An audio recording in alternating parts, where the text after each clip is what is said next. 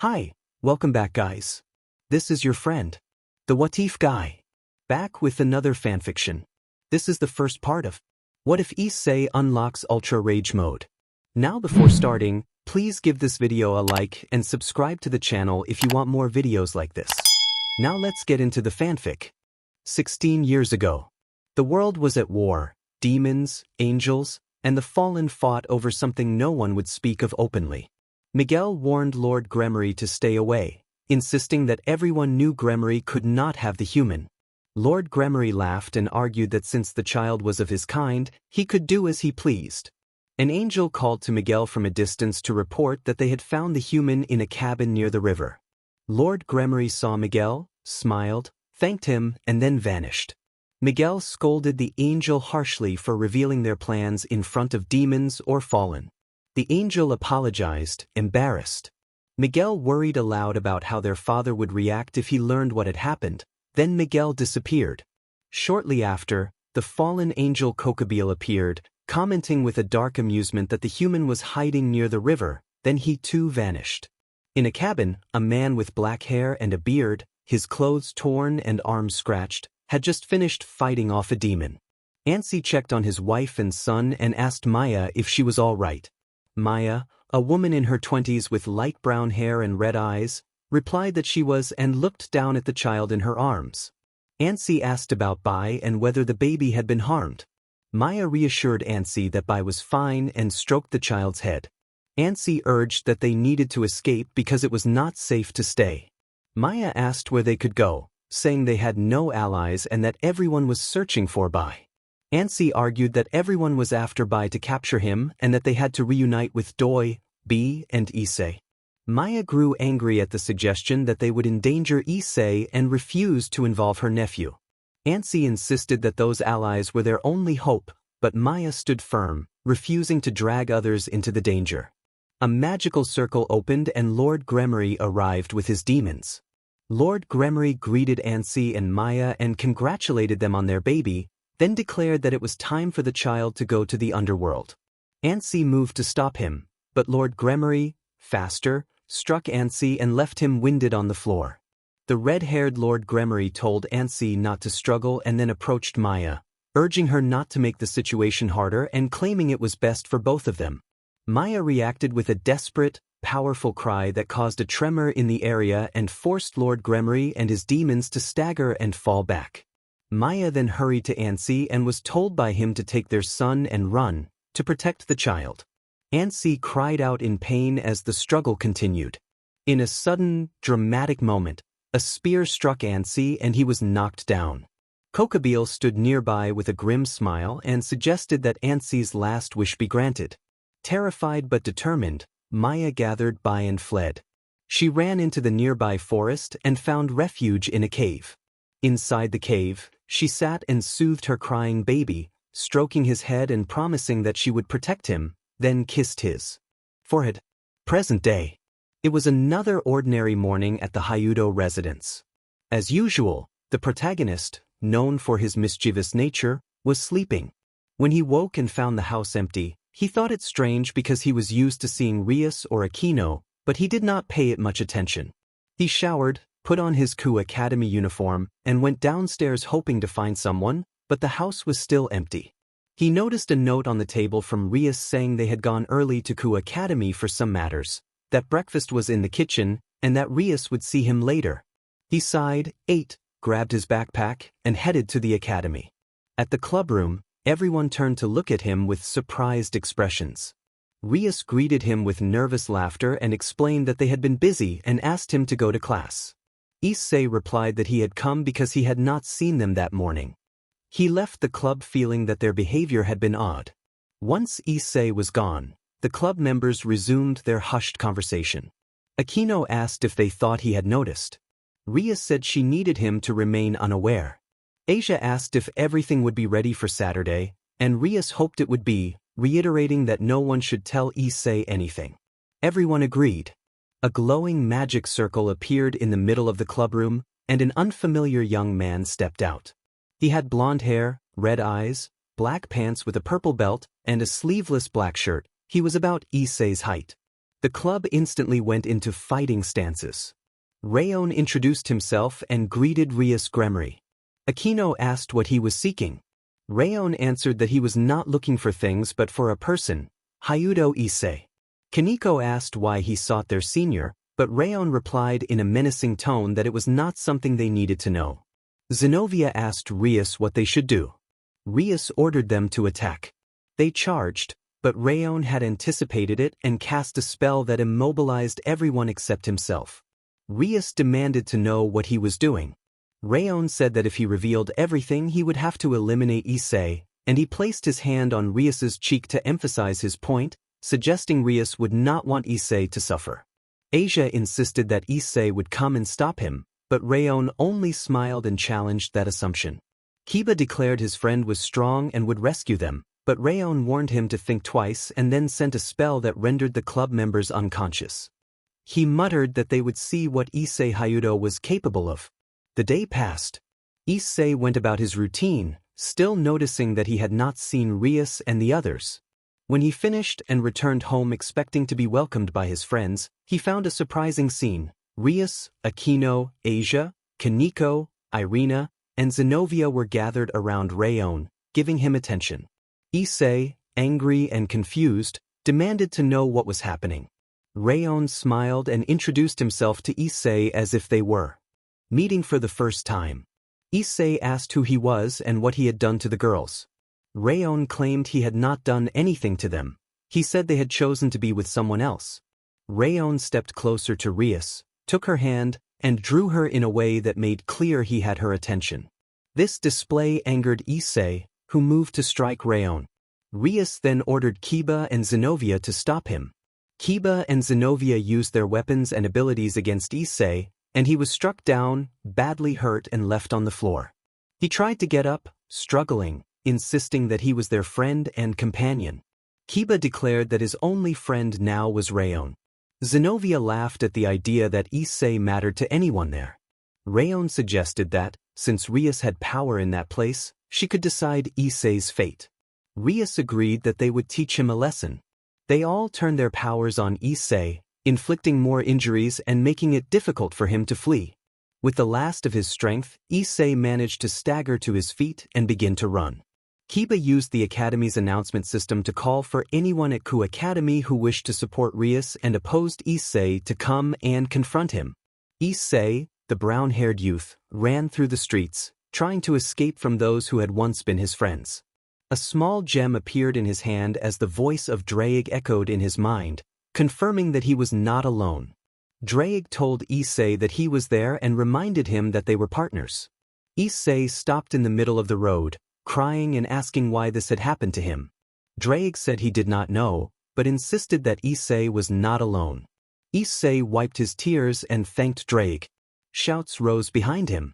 Issei turned and saw his classmates from Ku Academy looking at him with hatred. He tried to run, but he twisted his ankle and fell, tumbling to the ground. Rain began to fall, and the students closed in. One boy kicked him while others joined in, striking, spitting, and hurling insults in a humiliating, violent outburst that felt like a nightmare. The scene was rough but not graphic, described like an intense, chaotic clash from an action scene. As the blows and taunts came, Issei could only hear his own heartbeat and the names of his friends. The pain and betrayal overwhelmed him, and he lost consciousness. Draig urged Issei to wake up. When Issei did not respond, Draig threatened to expose a private secret to force him awake. Issei, half delirious, insisted the secret was not what they thought. He opened his eyes and looked around, confused, as if waking inside his own mind. Draig explained that this place was inside him and that he needed to find the strength to keep going. He reminded Issei that he was strong and could not give up, that his fate could not end this way. Issei admitted it would be hard to wake, because of what Rias and the others had done. Draig asked what he truly wanted. Issei said he only wanted to see them, and before he could finish, everything seemed to tremble. Draig realized Issei was awakening in an unusual way and asked why. Issei recognized the feeling coursing through him and told Draig that it was hatred and the urge for revenge. He embraced that feeling, and the world around him began to shake in a way that felt unreal. Drake grew concerned. Issei listed the names of his friends Kiba, Zenobia, Irina, Kaneko, Asia, Aquino, and Rias and then regained full consciousness. He rose with a fierce resolve and an intense red aura that radiated outward like a storm. He swore he would make them pay, unleashing a powerful scream that made the surroundings vibrate and caused those nearby to clutch their ears. His eyes glowed red, and his laughter took on a manic edge. The classmates tried to flee, but Issei moved with impossible speed and stood before them. Rain intensified into a heavy downpour, silhouettes blurred, and his red eyes shone like beacons in the storm. He smiled in a way that suggested the danger was only just beginning. Meanwhile, at the clubroom, Rias and the others had been spending time with Rayon. The girls gathered around him, and he admitted he enjoyed being among them. Rayon stood and, after recording what had happened, used a simple spell to collapse the others, leaving them unconscious in the room. He left a camera next to Zenobia and then vanished through a magical circle, taking his threat with him. 20 minutes later, the group came to. Rias reached up to her head in confusion as everyone tried to get their bearings. Asia checked the time and realized almost an hour had passed since classes ended.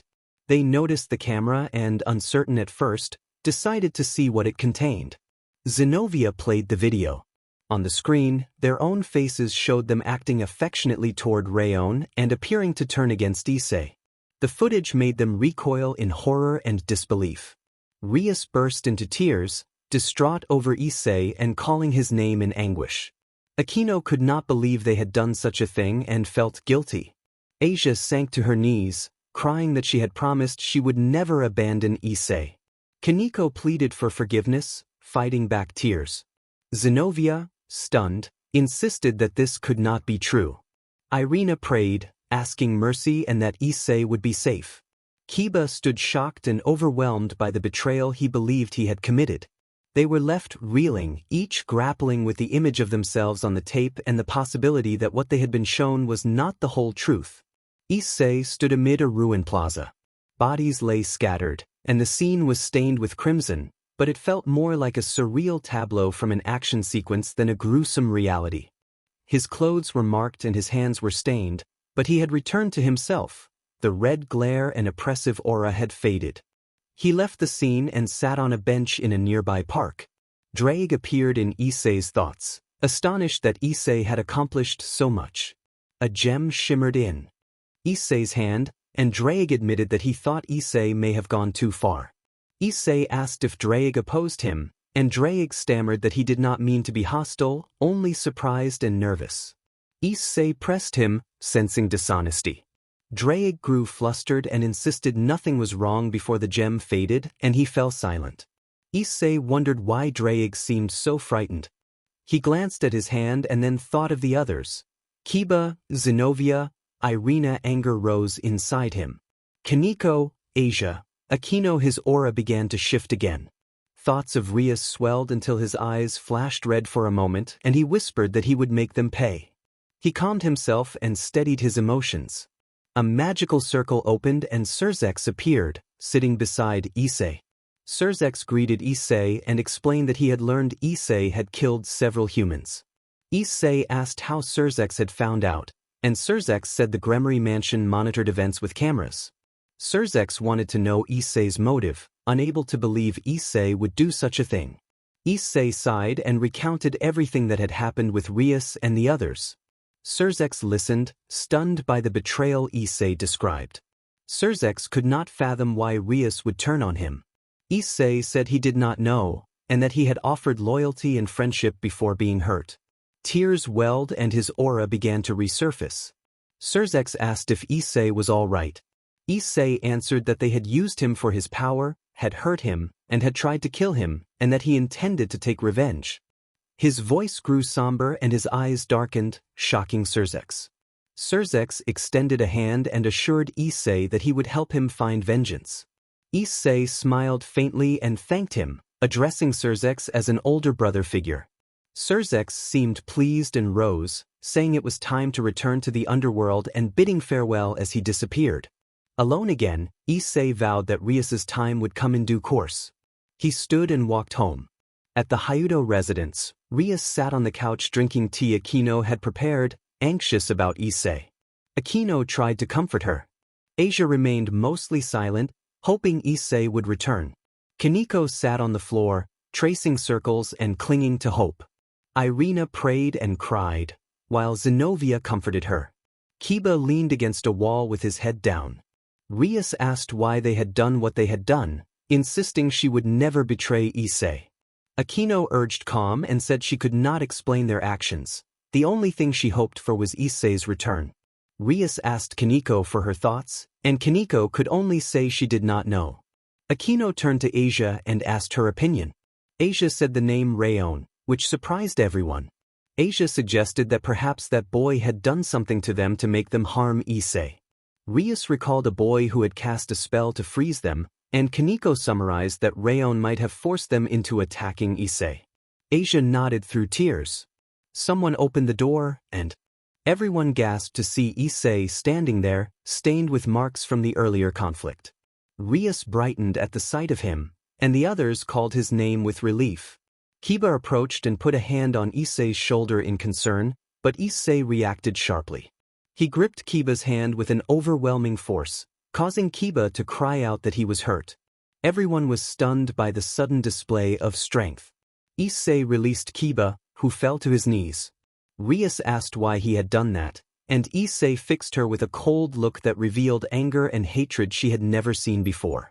He told her she knew why, speaking with a chilling calm, and said she should be thankful he had not done worse.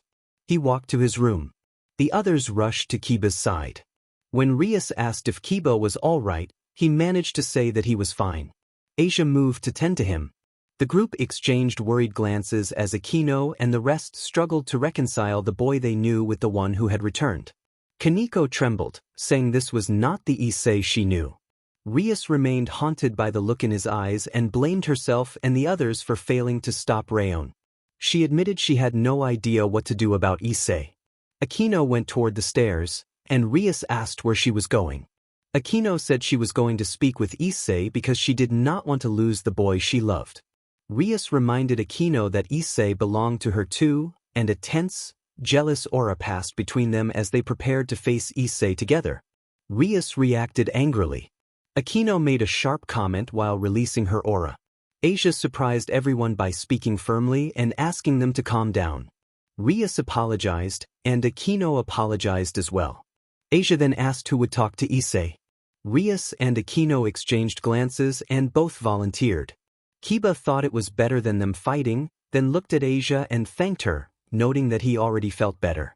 Asia stood and took a seat in one of the armchairs. Akino motioned for them to go, and Rias agreed.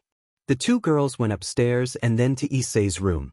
A few minutes earlier with Issei. Issei lay on his bed staring at the ceiling, already changed into a white shirt and black pants when a gem appeared in his hand. Drake noted that he had not known Issei possessed that strength. Issei replied dryly that the other person had brought it on himself. Drake admitted concern about the attitude Issei was taking. Issei reassured him not to worry. Drake warned Issei to be careful with the power he was acquiring, then yawned and fell asleep. Issei muttered that Drake was lazy. Someone opened the door. Issei looked up and saw Rias and Akino. His heart began to race and anger rose inside him. Rias said they had come to talk with Issei. Issei answered coldly, accusing them of trying to make him leave his own home or even of trying to kill him. Rias denied that they had wanted that. Issei challenged them, asking why they had attacked him and sent people after him. His voice deepened with hatred. Akino asked Issei to understand that they had not wanted that. Issei erupted in a shout, and a crimson aura flared around him, filling the room with a chilling energy. Rias explained that it had been someone named Rayon. Issei rejected any discussion of that person and declared that that man would be punished as well. His eyes turned red and the sight frightened the girls. He warned them not to cross him and advanced toward Rias and Akino. They trembled. Issei vowed that they would pay for what had happened, his voice low and dark. Then he reminded them that he had promised Drake he would not do anything reckless, and he returned to his normal self and sat on the bed. Rias and Aquino tried to protest, but Issei asked whether they did not understand or whether they wanted to end up like the others who had been harmed. The two women, frightened, left the room with tears in their eyes. Issei stayed alone, saw a framed photo of himself with Rias, Aquino, and the others, and threw the frame against the wall, shattering it. He whispered that he did not understand why these things happened to him and eventually fell asleep.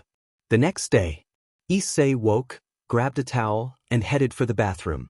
On the way he briefly crossed paths with Rias. The encounter was awkward, and they exchanged apologies before parting.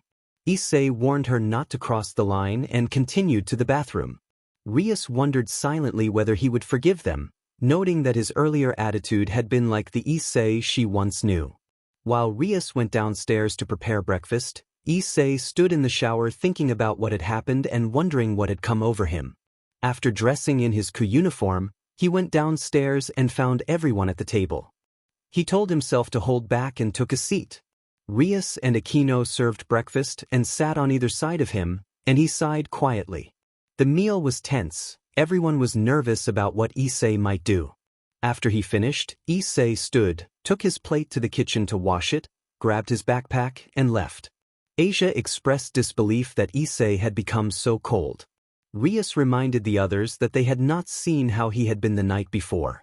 Kiba asked how serious it had been. Aquino, still shaken, said that Issei had been unrecognizable, surrounded by a dark aura and with his eyes altered. When the others asked what had happened to his eyes, Rias urged Aquino to tell them, but Aquino trembled as she spoke. She described his eyes turning a deep crimson that conveyed an intense desire for revenge and a hatred that made her shiver. Aquino pleaded not to speak further on it. Kaneko asked whether they had lost their senpai. Rias said she hoped not. Everyone stood, washed their dishes, took their bags, and set off for Ku Academy. When they arrived, they found the students and faculty anxious and fearful. Against Issei, minutes before. Issei arrived at the academy and everyone looked at him with repulsion. Whispering behind his back, a boy stepped forward and told him that he apparently did not understand, then grabbed Issei by the shirt and demanded that he leave because no one wanted him there. The boy released him. Issei answered with a taunt and spat in the boy's face. The boy swore and swung at Issei, but Issei caught his fist and blocked the attack. Issei then struck the boy in the stomach with a precise blow, causing the boy to cough and double over in pain. The boy reeled and fell to his knees. Issei laughed, then used his knee to finish the confrontation, knocking the boy unconscious. Issei smiled coldly and dared anyone else to challenge him. Everyone shook their heads in fear and stepped away. Issei walked to his classroom with a small, unsettling smile. Back with Rias and the others. Rias asked what had happened. Aquino said it looked as if they had seen death. Two girls came running up, breathless. Kiba asked the girls what was wrong. One of the girls identified Issei Hyudo and called him a psychopath. The other added that he had attacked a boy and almost killed him. The girls then ran off. Zenobia reacted in surprise that Issei would do something like that. Irina said that if Issei had made the school fear him, it must have been something terrible. Everyone fell silent. Then a boy appeared who was a little taller than Issei and had a similar skin tone. He had shoulder-length black hair with white tips, olive eyes, and a cold, composed demeanor. He wore a short-sleeved black shirt, black pants, and black boots. The newcomer introduced himself to Rias as Fontina Kyo and extended his hand while maintaining a serious expression. Rias returned the introduction and asked his name. Kyo replied that he had come to enroll at the academy. Rias told him to come with her. Kyo nodded, and everyone accompanied Rias to register him for the academy. Issei Hyudo sat at one of the desks in the classroom, aware of the fearful looks from his classmates. The teacher announced that there was a new student and invited the boy to introduce himself. The new student said his name was Fontina Kyo, that he was 16, and spoke with a serious demeanor. The teacher directed Kyo to sit beside Hyudo Issei, and Kyo accepted as if it did not matter. Everyone was surprised that the long-haired newcomer showed no fear of Issei, so he took the seat next to him. Kyo asked what else, implying he wanted to know more, and Issei responded by asking whether Kyo was speaking to him. Kyo observed that Issei was the only one who did not wear a cowardly expression. Issei laughed and smiled, and Kyo returned the smile, offering a fist bump. Issei bumped his fist in return. Kyo commented that he liked Issei's serious attitude, and Issei said the same in return. The day passed and at recess, Issei and Kyo sat on a bench talking. Kyo suggested they call each other by their given names. Issei agreed. Curious about why the others were so afraid of Issei, Kyo asked for an explanation. Issei hesitated but offered to tell the story, warning it might be surprising. Kyo said he would take the risk. Issei explained that he was both the most hated and the most feared person at the academy. Kyo guessed it might be because Issei was a demon, and Issei confirmed that Kyo's instincts were correct. Kyo admitted that he was also a demon. Issei said that being a demon was not the real reason people feared him. When Kyo asked why, Issei grew serious and said it was a long story. Kyo, after a little prodding, agreed to listen. Issei recounted how he had met Rias and the others, how he had obtained the title of security, and how he had been betrayed. Kyo listened, astonished, and repeated the facts back to make sure he had understood. Rias Gremory had reincarnated him as a demon and used him as a pawn, even a boyfriend, but the others had wanted him only for the power of the security and had betrayed him for another boy. Issei confirmed Kyo's summary. Kyo said he had heard that Issei had been involved in an incident that caused many deaths at the academy. Issei acknowledged that a power had appeared within him that had been driven by revenge. Before Issei could finish, Kyo interrupted, saying he knew the same feeling. Issei was stunned when Kyo revealed that he too had awakened a similar power a few months earlier. Kyo explained that the power had emerged the same day his parents were killed. Issei expressed sympathy, and Kyo said not to worry because his parents had fought to the end. He then took a breath and vowed that he would make their killer pay, his voice cold and determined while his eyes shifted to a darker coloration with red pupils. From that day, Kyo had lived moving from hotel to hotel until arriving here to start over.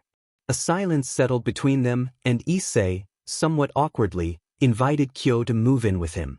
Kyo hesitated briefly and then accepted. They bumped fists again. Issei asked about the appearance of the killer who had taken Kyo's parents. Kyo identified him as a blond man with red eyes named Rayon and swore he would bring him to justice. Issei put a hand on Kyo's shoulder and revealed that he knew who Rayon was. Rayon was the same man who had betrayed Issei. Kyo proposed an alliance, to be partners and colleagues and to hunt down Rayon together. Issei thought for a moment and agreed. They bumped fists once more. Issei then wanted Kyo to meet someone. He produced the gem containing Drake, which spoke to them in Issei's mind, asking what was happening. Issei explained that Kyo had also lost something important to Rayon and introduced him to Drake. Kyo offered a greeting, and Drake returned it, expressing interest in the partnership. Issei told Kyo that Drake would help him defeat Rayon. Drake warned that Issei's new form was unstable and advised Kyo to protect him until he could control it. Kyo said he understood and that it had taken him weeks to learn to control his power. He would train Issei. Drake yawned, thanked them, and said he was going to sleep, and then the gem vanished. Before classes resumed, Kyo brought up the fact that Issei was the security and asked whether that meant he had a balance breaker. Issei confirmed it did, and Kyo hinted that he might have a way to help Issei improve that power. He said it was hard to explain but promised to tell Issei more at home. Issei agreed. The bell rang and they returned to class for the remaining lessons. At the end of the day, they encountered Rias and the others in the hallway. The members of the Gremory Club ignored Issei as they walked by. Rias noticed Issei with the new boy and asked whether that had been him. Akino observed that they seemed to have become friends. Zenobia wondered if Issei had told him everything and whether the new boy now hated them. Kaneko questioned why Issei would confide in a human, and Rias corrected her, noting in surprise that Kyo was not human but a demon. The others reacted with visible shock. They watched as Issei and Kyo left together. Kaneko remarked that Kyo was a demon, surprised, and Zenobia wondered whether he might be dangerous. Rias said they would not know until they investigated and suggested they head back to the Hyudo residence. The Gremory Club agreed and walked toward the Hyudo residence. With Issei and Kyo, the brown-haired Issei and the long-haired Kyo were walking home. Issei asked Kyo if he was a rocker. Kyo replied that although people might judge him by his clothes, he liked rock but considered himself a metalhead. Issei clarified that he was not stereotyping but admitted that Kyo's appearance had made him curious. Kyo explained that metal often shows more variety in appearance and that there are many subgenres. Issei asked for examples. Kyo placed his hand on his chin as if stroking an imaginary beard and listed several subgenres: heavy metal, power metal, folk metal, symphonic metal, speed metal, thrash, and others. Issei asked which bands were most representative of each genre. Kyo named Judas Priest and Iron Maiden for heavy metal, Stradivarius and Rhapsody of Fire for power metal, Arcona for folk, Nightwish for symphonic, Dragon Force for speed, and Metallica and Megadeth for thrash. Issei asked if there were any well-known Japanese bands. Kyo answered that Dare and Gray was his namesake and that his parents had chosen his name because of the band. Issei wondered if Kyo's parents had been fans. Kyo said his mother had been a huge fan and that his parents had met at a festival where the band performed. Issei asked what genre that band played. Kyo, hesitating, suggested death metal and described it as an intense subgenre that often explores darker themes, including death and satanic imagery, which is why some people misunderstand metal fans. Issei admitted he knew very little about the scene. Kyo murmured that it did not show. Issei asked what Kyo had said and Kyo, nervous, dismissed it. They shared a laugh over how surprising it was that metal had so many forms. Kyo added that there was even Christian rock and metal, which had given him nightmares for a while. He remembered those times as dark, shuddering at the thought. Issei's thoughts drifted briefly and nervously to Irina, feeling embarrassed by his own wandering mind. Kyo changed the subject, asking who cooked at Issei's house because he was starving. Issei replied with mock disappointment that Rias, Aquino, and Asia did the cooking. Kyo admitted he had never really spoken with them and was unsure whether their past actions boded well, but he had no choice. He was a terrible cook and had burned himself many times. For Kyo, staying in hotels had been a relief because the food was reliable. Issei thought that sounded great. They continued walking toward home. With Rias and the others, the rest of the Gremry group was also heading to Issei's house. Kiba, the blonde, muttered that he did not like the other boy. Rias, the redhead, asked whom he meant, already knowing. Kaneko smiled and commented that it was unusual to see Kiba upset. Zenobia teased whether he meant Kyo. Kiba denied it, looking away. Aquino asked if he was jealous of Kyo. Kiba protested. Asia offered a reassuring smile and said that Issei would forgive him soon. When they arrived, they found Issei and Kyo playing PS 2017 on a PS4. Issei confidently vowed to beat Kyo. Kyo groaned and lost a point. Issei celebrated exuberantly after scoring. Kyo admitted defeat quietly, looking away. Issei teased and kept celebrating until he noticed Rias and the others, wondering aloud why such things always happened to him. Kyo found the situation awkward but amusing and mocked Issei's celebration. Issei warned Kyo not to take advantage. Kyo agreed they had a standing bet. Aquino observed that Issei looked endearing while celebrating with a playful smile. Issei wondered what she meant. Kiba's thoughts hardened. There he is, I'll confront him. Everyone turned to Kiba. Kyo stood up when Kiba addressed him. Kiba challenged Kyo to a fight. Kyo accepted, declaring that an enemy of his friend was his own enemy. He then stepped back and invited Kiba to begin. In an instant, Kiba found himself on the ground after a swift, skillful strike from Kyo. Kyo remarked casually that he might have gone a bit too far. Rias instructed Asia to help Kiba, and Asia immediately obeyed.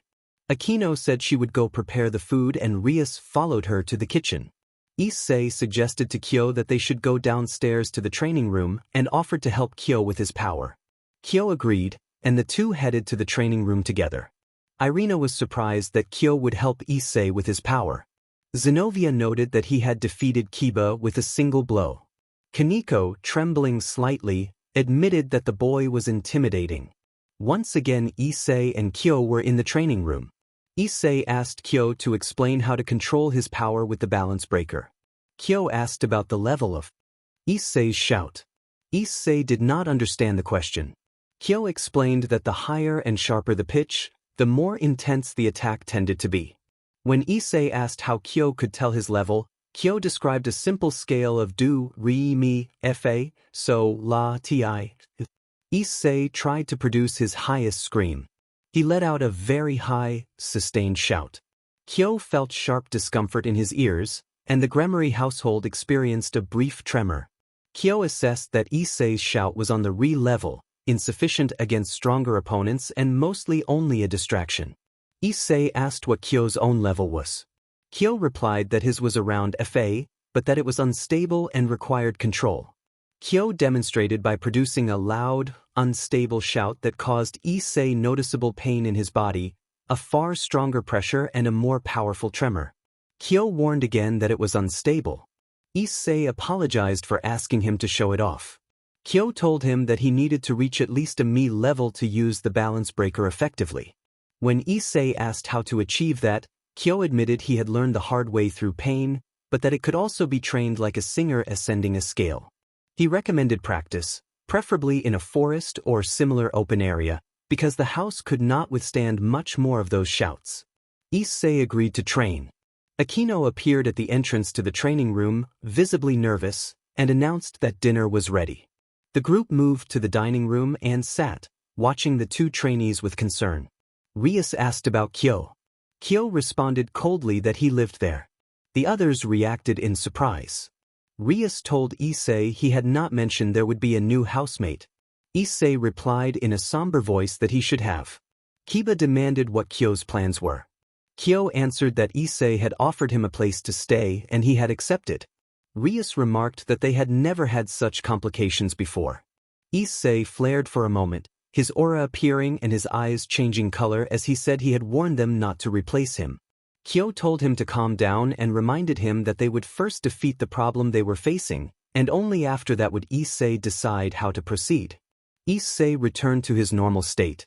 Asia thanked whoever had calmed him. Kyo clarified that he had not acted out of concern for Asia but because he could not allow Issei to lose control. Issei's power was dangerous and a single scream could seriously harm less powerful beings. Dinner continued under a tense atmosphere. When the two finished, they stood and washed their dishes. Issei told Kyo that his room was at the end of the hallway and Kyo thanked him. They exchanged a casual fist bump and went to their respective rooms. Rias noted that the two were strong. Akino, worrying, suggested training Issei with his new power. Irina reported that Kyo had knocked Kiba out earlier and had offered to help Issei with his power. Rias reacted with surprise. Asia asked whether Kyo could really help Issei improve. Rias observed that Kyo was a demon of the same class as Issei, and Kaneko advised everyone to watch his movements. Rias decided it was time to sleep, and everyone cleared up and left for their rooms. In her room, Rias thought about Issei with tears in her eyes. She felt guilty and refused to lose him. Determined, she rose and went toward Issei's room. On the way she accidentally bumped into someone and realized it was Issei. She felt both surprised and relieved. Issei nervously apologized and asked what she was doing. He shifted to a serious manner and warned her not to push her luck. Rias pleaded with him not to hurt her. Issei seemed ready to react, but then released her and told her to go away, averting his gaze. Rias worried about him and hoped that the Issei she knew was still inside. Later, Issei went to the kitchen for a glass of water and drank slowly while thinking over his behavior. He felt conflicted about how Rias treated him and why he had not reacted as he thought he would. He resolved to consider everything more calmly the next day. After finishing the water, he returned to his room and fell asleep. The next day, the brown-haired young man woke, showered, and dressed in black pants and a white shirt. When he went downstairs he saw everyone except Kyo. Issei wondered whether Kyo was training without him. Issei went to the training room and found Kyo meditating. Issei greeted him, and Kyo rose to his feet. Kyo explained that meditation kept him calm and suggested Issei try it, insisting it would help him. Issei promised he would give it a try someday. Kyo agreed and proposed they train. Issei asked for music to help him vent, and Kyo searched his phone.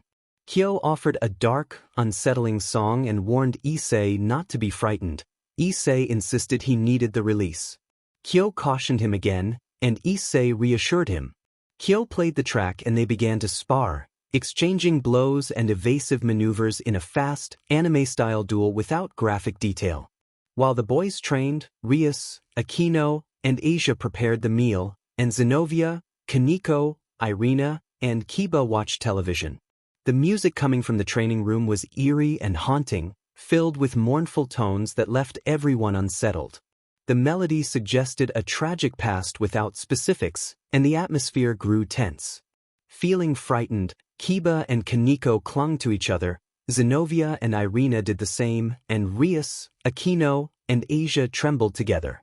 When Issei and Kyo came down and noticed their fear, Issei ignored the reactions while Kyo observed them curiously. Kyo guessed they had heard the song, and the others nodded nervously. Kyo laughed, pleased that he had managed to frighten a gremmery, and admitted that Issei had chosen the song while Kyo had only played it. Issei announced he would take a break and went upstairs. Kyo told the others to stop looking so scared, remarking that there were worse things, and went to the kitchen. Aquino, Rias, and Asia followed.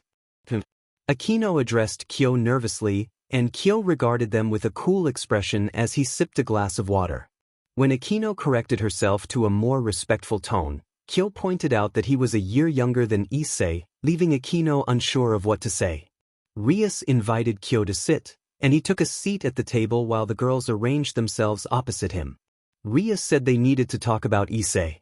Kyo asked if they intended to betray him again, and Rias confirmed that she had told him the truth. Kyo said he did not believe they had wanted Issei for his power. Rias insisted they had never wanted to harm Issei, and Asia blamed a certain Rayon for causing the trouble. Kyo wondered why Rayon would seek out Issei. Aquino admitted they did not know, but assured Kyo they had never wished Issei any harm. Kyo confessed that he felt ashamed. Rias told him not to worry. Kyo then asked why they were telling him all this. Rias answered that they wanted his help. Kyo reacted with surprise at being asked, and Asia explained that Kyo and Issei got along well. Aquino requested that Kyo explain everything to Issei. Kyo sighed and said he was unsure, fearing that Issei would not believe him. When Rias asked why he thought that, Kyo hesitated and trailed off, uncertain how to continue. Kyo paused, unsure how to proceed. Flashback. The brown-haired and the long-haired fought while music played, exchanging blow for blow in a rapid, non-graphic, anime-style skirmish. Each attack grew stronger and each evasion sharper. Midway through the spar, Kyo asked whether the others had tried to speak to him. Issei asked why Kyo would say that. Kyo said it was curiosity. Issei explained that they claimed they had not meant what had happened, but he did not believe them. Kyo suggested that if that were true, Issei struck the long-haired in frustration and declared that Kyo should not side with them. The long-haired struck back. Kyo clarified that he was only offering a hypothesis. Issei said he would have to hear it from them himself. They continued fighting until the scene ended. End flashback. Rias observed that he wanted them to tell him everything. Aquino added that whenever they tried to talk to him, he changed his demeanor and radiated a chilling aura. Kyo cautioned the others not to blame Issei, saying that Issei felt betrayed and that he himself would feel the same in Issei's place. Asia asked Kyo how he had become friends with Issei. Kyo began to explain, and the long-haired recounted to the girls how their friendship had grown.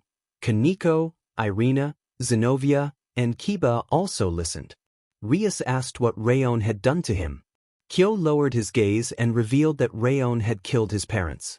Rias immediately expressed regret for asking, and Kyo reassured her that it was not her fault because she had not known. Zenobia asked whether he intended to take revenge. Kyo answered that after losing what he had loved most, he swore he would make Rayon pay. His aura darkened and his eyes took on an intense black with red pupils for a moment. Everyone present was taken aback. They felt the same fierce anger from Kyo that they had noticed in Issei. Zenobia observed that if it were not clearly Kyo emitting that anger, they might have mistaken him for Issei. Irina noted that Kyo resembled Issei somewhat. Kyo looked confused and then relaxed back to his usual expression. Aquino agreed that there was a resemblance. Kyo laughed it off as a joke and added humorously that it was more likely Ronnie James Dio would come back to life before he and Issei looked alike. The others, unfamiliar with the name, asked who Ronnie James Dio was. Kyo was shocked by their ignorance and reacted with exasperation before stepping outside to collect himself. After a brief moment outside, he returned to the house. At that moment Surzex and Graphia entered. Surzex asked who Kyo was. The group replied that it was a long story. Rias then told Surzex and Graphia about Kyo and his situation. Surzex understood and asked if Kyo was friends with Issei. Kyo confirmed and then awkwardly asked Surzex's name. When Surzex suggested that Kyo should know who he was, Kyo described him as a man in an elegant suit accompanied by a beautiful woman. Several of the others reacted with a collective facepalm. Kiba clarified that Surzex Lucifer was the current Lucifer, Rias Gremory's brother and one of the four Maos. Kyo apologized to Surzex, explaining that his parents had told him Lucifer was a monstrous beast and he had not expected Lucifer to appear human. Surzex replied that he was not the original Lucifer, which only made things more confusing for Kyo. Surzex then shared the story of how he became the current Lucifer. Kyo said he felt he should visit the underworld at least once to understand it. Surzex was surprised to learn he had never been. Kyo shook his head. Surzex pointed out that Kyo was a demon. Kyo revealed his wings, prompting Surzex to wonder if Kyo might be a reincarnated demon. Kyo considered the idea and admitted he did not know. The group sighed in exasperation together. The brown-haired headed downstairs and Issei asked what was going on and why there had been so much noise. Surzex greeted Issei and explained the reason for his visit. Dangerous demons were attacking the Gremory territory and had already killed several of his men. He said that Valet and his group were also involved and that they needed reinforcements. Everyone except Kyo agreed to help enthusiastically. Kyo said he would stay behind and relax on the couch. Surzex then requested that Kyo come along as well. Kyo winced at the honorific and protested that being called so made him feel old, especially since he was a year younger than Issei, but asked why Surzex wanted him there. Surzex recalled Rias's report that Kyo was as strong as or stronger than Issei, that his power could be valuable, and that he should be familiar with the underworld. Kyo hesitated, then agreed. When Issei urged him to come and promised it would be a chance to use their powers together. Surzex was pleased and created a magic circle. Everyone entered and prepared to go. Gremory Mansion. The group arrived at Gremory Mansion, where Lord Gremory and Venelana were waiting. Surzex announced that they had arrived. Kyo looked around and noted that this was the underworld and, to his surprise, it was quite beautiful. Issei observed that it was simply the Gremory home. When Kyo asked for clarification, Issei explained that the Gremory family was one of the most important in the underworld and that he, like Kyo, found it impressive. Kyo only nodded. Lord Gremory welcomed them back, and everyone greeted him except Kyo. Venelana said in a serious tone that she needed to speak with Rias and called her over. Rias stepped forward and slapped her mother across the face, leaving everyone stunned. Rias then asked why her mother had hit her. Venelana accused Rias of betraying poor Issei. Issei muttered that it was happening again and looked away. Lord Gremory reproached Rias for almost killing his son-in-law and demanded what she had been thinking. Rias insisted she had not meant to do it and explained that a boy named Rayon had enchanted her and had affected the entire club.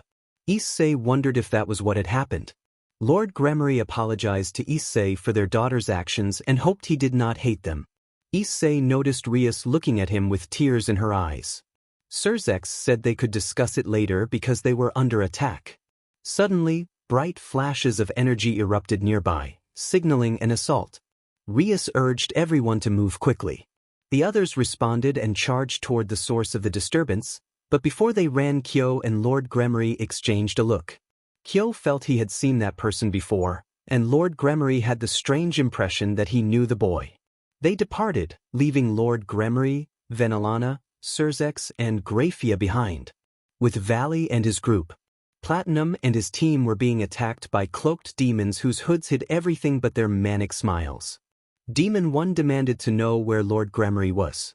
Valley replied that he did not know and struck the demon, but the demon easily dodged his blows and taunted him for being useless.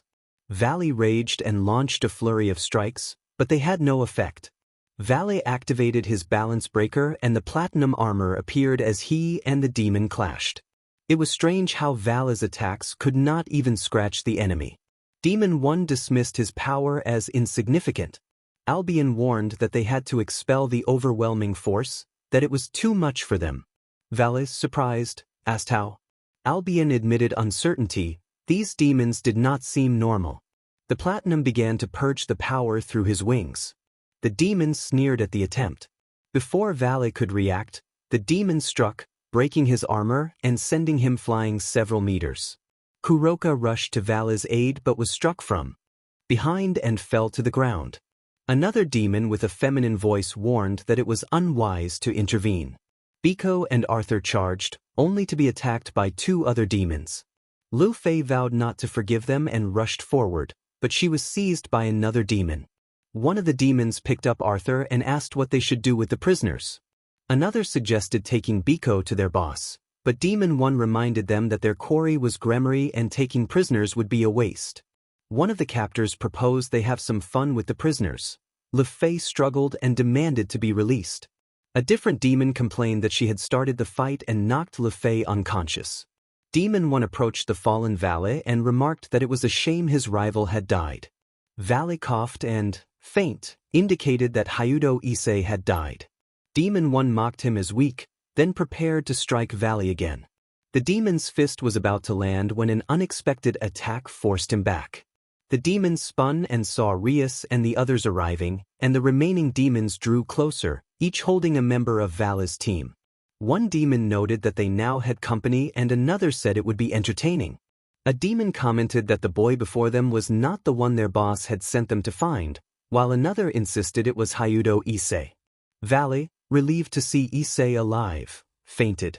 The lead demon stepped forward in surprise and addressed Issei, asking if he did not remember him. Issei was confused. Demon 1 lectured him that attachments led to being forgotten, then suggested they formally introduce themselves to jog his memory. The cloaked demons released their captives and removed their hoods. Everyone stared as the men wore black pants and gray shirts while the woman wore a long gray dress. The first man had short black hair and was about the same height as Kyo. The second had blue hair down to his mid-back and was the tallest.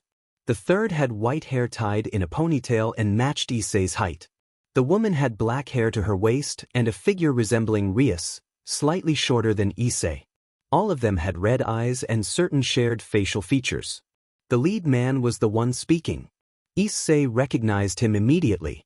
Rayon introduced himself with a polite greeting. The others repeated the name in surprise. Kyo reacted angrily at the mention of Rayon. Rayon smiled, noting that Issei had survived the attack by his companions, and a blood-red aura began to emanate from him. Rayon apologized playfully for his manners and then named his companions as Rai, Yaku, Jia, and Shirku. Rias demanded to know what they wanted. Rayon addressed Rias with an affected fondness, saying he had missed her, and reached out with a faux affectionate gesture that made Rias bristle. His aura swelled along with his anger. Rias told him to back off and accused him of ruining her life. Rayon moved to take her hand possessively, but Issei intervened, striking Rayon and forcing him to release Rias. She hurried back to the group.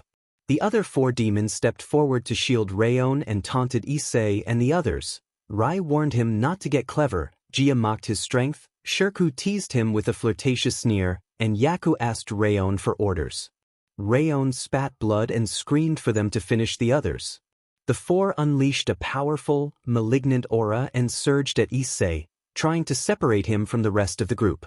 Aquino panicked and asked Rias what to do. Rias did not know. The quartet pushed forward with their concentrated attack and Rias cried a warning, but something unexpected happened. Kyo stood in the path of the assault and held the attack with his dark aura, breaking it apart with a cry. The attackers were surprised. Kyo's pupils were black with red irises as he assessed the battlefield. He ordered Zenobia and Irina to go after the pensive black-haired opponent. Zenobia and Irina acknowledged and moved to engage the tall, dark-haired man. Kyo instructed Blonde and Kaneko to handle the white-haired attacker and told Rias and Aquino to take the woman. Everyone except Asia affirmed his commands and launched into the fight. Kyo then turned to Asia and asked if she could heal, since he understood she had that ability. Asia confirmed she could. Kyo asked her to try to heal the group that had been brought by the demons, referring to Valley and his companions. Asia agreed. Kyo said he would deal with the blue-haired man himself. The blue-haired demon attacked Kyo, shouting that he would kill him, and Kyo dared him to try. The skirmishes broke out across the area simultaneously. Asia used the opportunity while the others were engaged to begin healing Valley and the rest of the wounded team. With Zenobia and Irina present, Zenobia armed herself with her durandal while Irina prepared her aura. Rai questioned how it could be possible that a demon of Zenovia's level and an angel like Irina could stand against someone like him. Irina struck him in the face in response. Irina vowed that they would not allow him to harm more innocent people in God's name, and Zenobia vowed that they would stop him no matter what. Zenobia set aside her durandal and, together with Irina, began to fight hand to hand. The dark-haired man barely managed to block their combined attacks. Zenobia taunted that he did not seem as strong as he claimed, and Irina echoed that observation.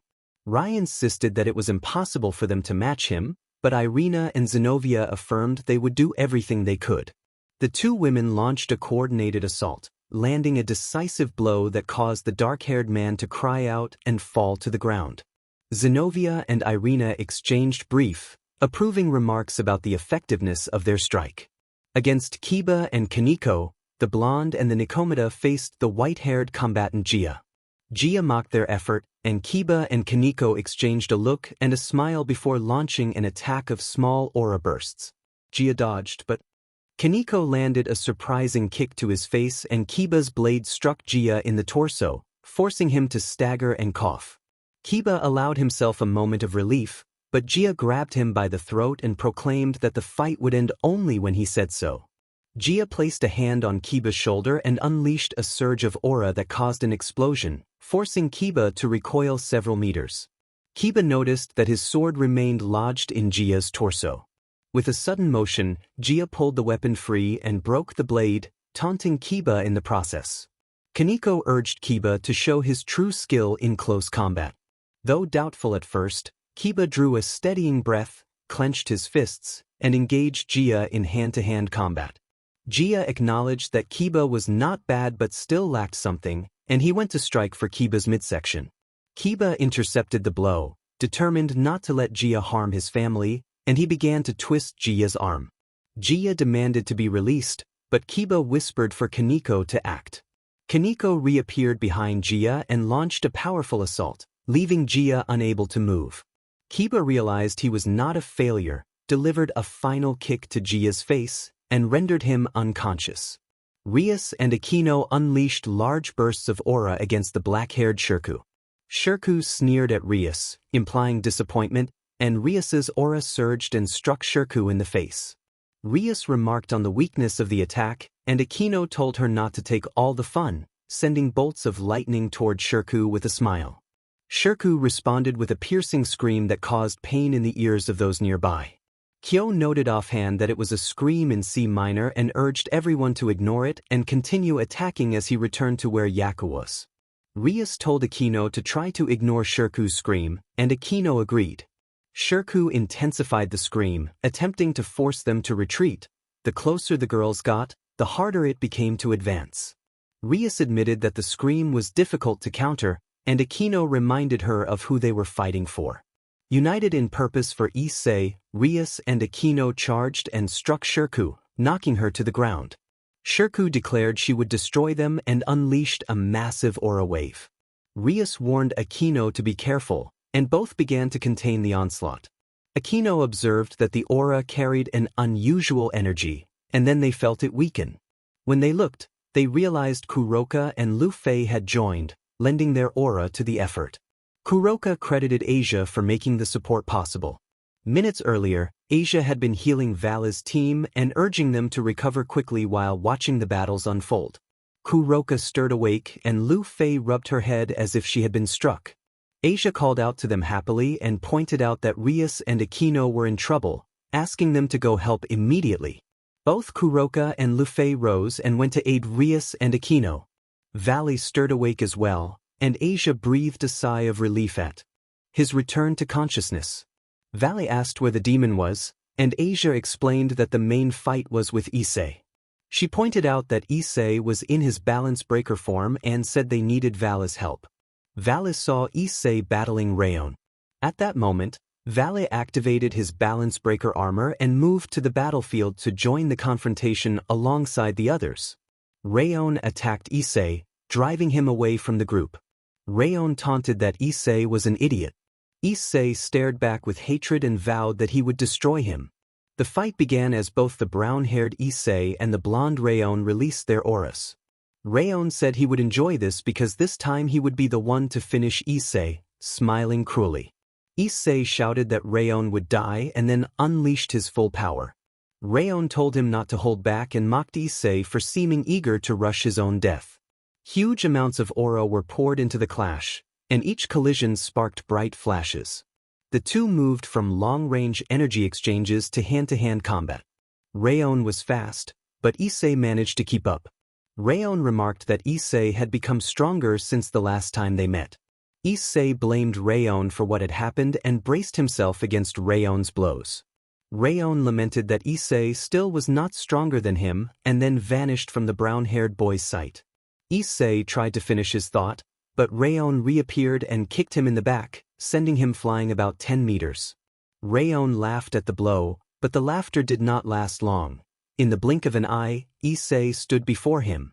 Rayon expressed surprise at how that had been possible. Issei struck Rayon in the face, forcing him to retreat several meters. Issei then taunted whether the blow had been too much for him. Rayon admitted that he had underestimated Issei and felt he needed to raise his power. When he touched his nose and saw blood on his fingers, he decided to increase his aura. Issei became nervous as Rayon's aura swelled. Rayon mocked Issei for looking frightened. Issei moved in to strike, but Rayon stopped him, smiling and calling him foolish. Rayon hit Issei in the stomach, making him cough up blood, then grabbed his shirt and slammed him against a huge rock. Issei struggled to stand and admitted how strong Rayon was. Draig warned his partner that a gem had appeared. Issei asked what was happening. Draig questioned how Issei and the other boy could move so quickly. Their motion was beyond normal. Issei scolded Draig for asking such questions in the middle of a battle. Draig then urged Issei to use Balance Breaker, saying they might have a chance if he did. Issei agreed and activated Balance Breaker. Armor appeared around him. Rayon scoffed at whether Issei really thought he could be defeated in that state. Issei replied that he did not think so. He was certain. He rushed Rayon. Rayon warned him not to be overconfident, saying that despite Issei's title as security, he could not defeat Rayon. Rayon claimed he had already beaten the Hakuryuku and that Issei would not be a rival. Issei attacked and landed a kick to Rayon's stomach while Rayon was off guard. He accused Rayon of being all talk and dared him to fight properly if he was so good. Rayon launched multiple attacks that Issei could deflect. Rayon expressed disbelief at Issei's strength, noting he had expected someone on par with Hakuryuku. Issei refused to be defeated by someone like Rayon. Rayon vowed revenge and kept sending attacks that Issei managed to stop, leaving Issei worried about how strong Rayon had become. Issei taunted Rayon about tiring quickly. Draig warned Issei to watch out. Issei reacted and dodged a massive surge of aura that rushed toward him. He fired a dragon shot at Rayon, hitting the ground and creating a crater. Rayon became enraged and charged at Issei, who moved with difficulty. Rayon admitted he was genuinely surprised by Issei's resilience. Issei vowed to do everything he could to finish him. Rayon mocked him and increased his aura to an even greater level. Issei was shocked by the new power. Rayon extended his hand and clenched it into a fist, then used that to freeze Issei in place. Issei struggled and wondered why he could not move. Rayon laughed, saying Issei had been naive to think he could win so easily. While Rayon held Issei paralyzed, he formed a large ball of aura in his other hand, preparing to strike. Issei tried to move but could not. Rayon told Issei to say his goodbyes, ready to release his power. Before Rayon could finish, the huge amount of power suddenly vanished. Rayon began to curse, But he was cut off when Valley, wearing his armor, struck him with a powerful blow. Rayon was sent flying and Issei was freed from the paralysis. Issei checked on Valley and asked if he was okay and how he had arrived. Valley said it was not the time for talk. The important thing was to finish Rayon. Issei agreed. Rayon returned to where they stood, declaring that he would grant their wish to die. Issei and Valley exchanged looks, and Valley signaled he was ready. The two disappeared from Rayon's view. Rayon wondered where they had gone. He could not react in time when Issei reappeared in front of him and Valley appeared behind him. Together they kicked Rayon Issei to the stomach, Valley to the back, and unleashed a strong burst of power that sent Rayon crashing to the ground again. Rayon, struggling to stand, thought it was impossible that Issei had grown so strong and that the Hakuryuku could now give him a fight when Rayon had previously defeated him easily. His aura surged once more and headed straight toward the dragons. Valley expressed astonishment at how that could be. Issei told him to keep fighting, insisting that the current power was less than before. Valley understood that if they continued to press the fight together they might be able to defeat Rayon. They charged back at Rayon and began a fierce hand-to-hand exchange. Valley wondered how Rayon could withstand the power of both of them. Resolved that they could not yield, Rayon had to be stopped and he would pay for what he had done. During the fight, all three felt a tremendous roar. Issei and Rayon experienced sharp, small pains through their bodies while Valley felt crushing pressure. They turned to see Kyo releasing a vast amount of power. A blinding light overwhelmed them, and then a scarlet glow spread across the sky. The three watched as Kyo fell to the ground. Issei could not believe what he was seeing. Issei, the brown-haired, stood stunned. Rayon laughed mockingly and told him that apparently his friend was dead. Issei noticed everyone moving toward Rayon. Issei reacted with a choked, furious shout, unable to form more than the word "you." Rayon continued to taunt them, calling them weaklings. Rayon asked what was wrong and repeated that the cat had eaten his tongue, smiling with a malicious expression. Issei remained silent. A tense quiet fell over the area, and then a small tremor began. Issei turned to Rayon and accused him, voice breaking as he said that Rayon had first taken his friends, had let others hurt him, and now had caused the death of his friend. The shaking intensified and the eyes of Issei's armor shifted from green to black with a faint scarlet glow. Rayon muttered in disbelief. Valley immediately recognized the presence as Issei and reacted with surprise. Albion warned Valley that they should withdraw, that the power was dangerous. Valley agreed and moved toward the others, passing through the barrier that protected them and releasing his armor to return to a normal appearance. Rias asked Valley what was happening with Issei's power. Valley admitted he had no clear answer, that Issei's voice had sounded ominous and his armor's eyes had gone from green to black. Rias suggested that it might be the ability Kyo had mentioned. Valley asked what had happened to Kyo, and Rias replied that Kyo was all right, only exhausted from the massive amount of power he had released. Valley warned that this was bad. Rias grew worried as Valley explained that Issei believed they had killed that boy and now wanted revenge. While Rias briefed the others, Issei remained in that ominous state. Rayon, nervous and thinking that Issei had been like this for some time and wondering what he was plotting, still believed he could not be defeated. Rayon then moved toward Issei with the intent to strike, shouting that he would take him down. As he advanced, something happened that terrified him. Issei spoke in a voice so deep it was unclear whether it was really him. Rayon trembled at the abnormal power he sensed. Then Issei unleashed a long, raw scream that combined an unusually deep tone with a high, resonant pitch. The ground shook uncontrollably and Issei's armor flared to a blinding brilliance that overwhelmed everyone present. Akino reacted in alarm. Asia wondered if this was the power they had feared. Kaneko noted that without the protective barrier they would be in grave danger. Rias was the only one who could clearly see the intense glow surrounding Issei. The power was so great that it lit much of the Gremory mansion and the ear-splitting cries sent everyone on edge. Grafia acted a large barrier to protect the entire mansion. Surzex asked what kind of power it was. Venelana observed that it was stronger than that of a high-class demon. Graphia warned that the scream was so powerful the barrier would not hold for long if it continued. Lord Gremory, taken aback, quietly noted that he knew that power. Back with Rias, Aquino, Lefay, and Kuroka. Rias told the others to get ready, and the girls nodded. Rias ordered them to act. The girls focused their auras and redirected Shirku's energy against her, inflicting massive damage. Shirku screamed and fell unconscious from the force of the attack. Rias thanked them, and Kuroka responded that it was nothing before asking who was fighting the other demons. Rias explained that Issei was fighting with a new ally. The group watched as Issei and a newcomer appeared to clash with Rayon while Kyo battled Yaku. Rias admitted she did not know Valet had awakened, and Kuroka and Lu Fei agreed that they had not either. Biko expressed a desire to fight like that, and the other girls gasped in excitement. Kuroka teased the one who had just woken, and Biko said he had emerged only moments before. Arthur noted they had just been revived thanks to Asia. Asia said it had not been easy, but she had managed, watching the boys fight as she spoke. Kyo's fight with Yaku began. Kyo's black aura met Yaku's dark red energy, and the two exchanged blows, block for block, kick for kick, aura against aura. The battle was intense and evenly matched, and when their fists collided in a direct clash, the impact caused a tremor through the ground. Yaku acknowledged Kyo's strength, and Kyo returned the compliment. Yaku tried to tempt Kyo with the promise of power and control, suggesting he could have everyone under his sway.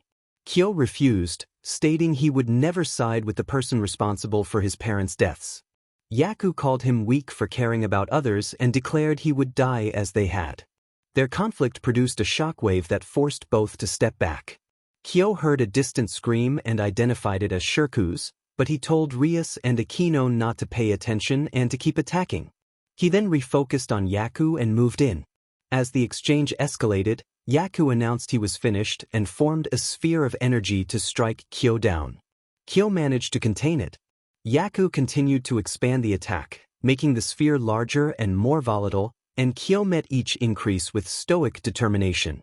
Sensing danger, Kyo called out for everyone to form a protective barrier because the situation was about to become serious. Aquino created a barrier that kept those nearby safe. Kyo then poured himself into a massive release of power, his aura rising and pushing against the battlefield with a resonant cry that increased the pressure in the area. The force of his surge made some nearby fighters feel the strain and caused the ground to tremble. Yaku's own aura merged with Kyo's release in a way that favored Kyo, forming a vast ball of energy that Kyo directed back at Yaku.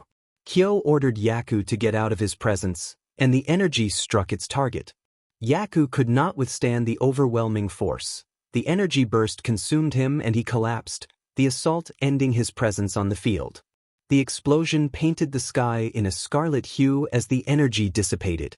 Kyo collapsed after expending so much power and lay motionless. Everyone rushed to his side. Rias asked Asia to help Kyo, and Asia moved to heal him.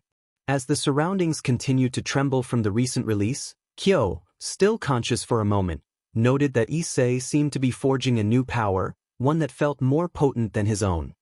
He smiled faintly, then lost consciousness from the strain of the power he had unleashed. Flashback. Maya screamed in desperation, and the force of her cry sent a tremor through the area, causing pain among Lord Gremory and his demons and forcing them to stagger. The red-haired man could barely hear anything. He saw Maya clutching a baby as she ran away, and then he noticed a familiar silhouette approaching. Lord Gremory recognized the figure as Kokabeel, and the red-haired man fell unconscious. In a flashback, Lord Gremory thought that this meant he was still alive and that he would have to tell his son Miguel and Azazel, but he needed to learn who possessed such power. Back with Issei, the glow around him was fading and everyone present was anxious. The brown-haired young man's armor had shifted from scarlet to a deep, nearly black red, and the gem had changed from green to a purple hue, so every detail tied to the gem reflected that color. Vala wondered if that was truly Issei. Zenobia noticed the change in his armor. Irina observed that he had changed. Aquino acknowledged that Kyo had been right and that this power seemed stronger than Kyo's. Everyone watched the energy rising from Issei. Rayon taunted that a mere change of appearance would not be enough to defeat him. The brown-haired youth pointed at him. Issei challenged him to fight, his voice echoing. Rayon dismissed him as foolish and approached, striking the new armor but not even scratching it. He was startled that his attack had no effect. Issei declared that this would be for all the damage Rayon had caused. He struck Rayon, sending him flying several meters and creating a crater where he landed. Rayon, dazed and in pain, called what had happened impossible as he struggled to speak. Issei demanded to know why Rayon had done it and seized him by the collar. Rayon stammered that he had been sent to kill him and, coughing and struggling, admitted to bewitching others to betray Issei. Issei pressed him for who had given the order. Rayon, breathing with difficulty, warned that no one should know, because if everyone found out that person would come and destroy everything in his path.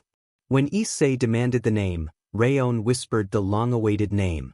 Issei reacted with shock and fury, declaring that if that person wanted him dead, that person would die first. Issei brought Rayon to the ground and unleashed a relentless barrage of strikes. Each hit landed with overwhelming force until Rayon was left incapacitated and unable to continue. Issei then gathered his power and unleashed a massive dragon shot, larger than before and colored a deep crimson. The attack shook the area violently and struck Rayon.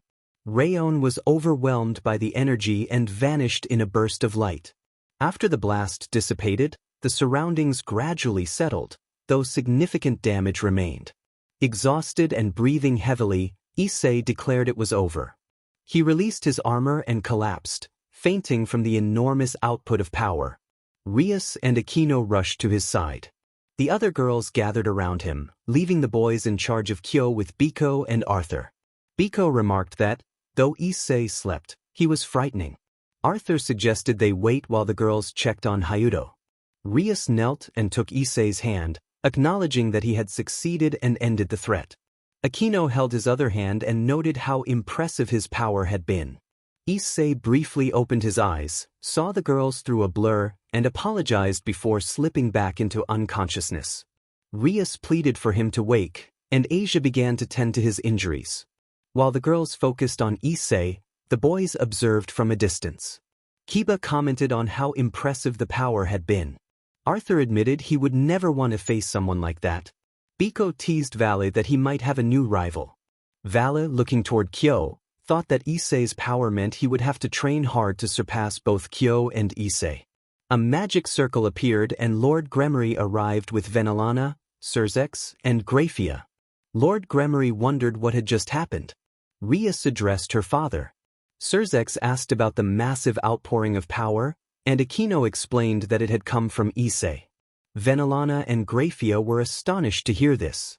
Surzex reacted with surprise that Issei could produce such power.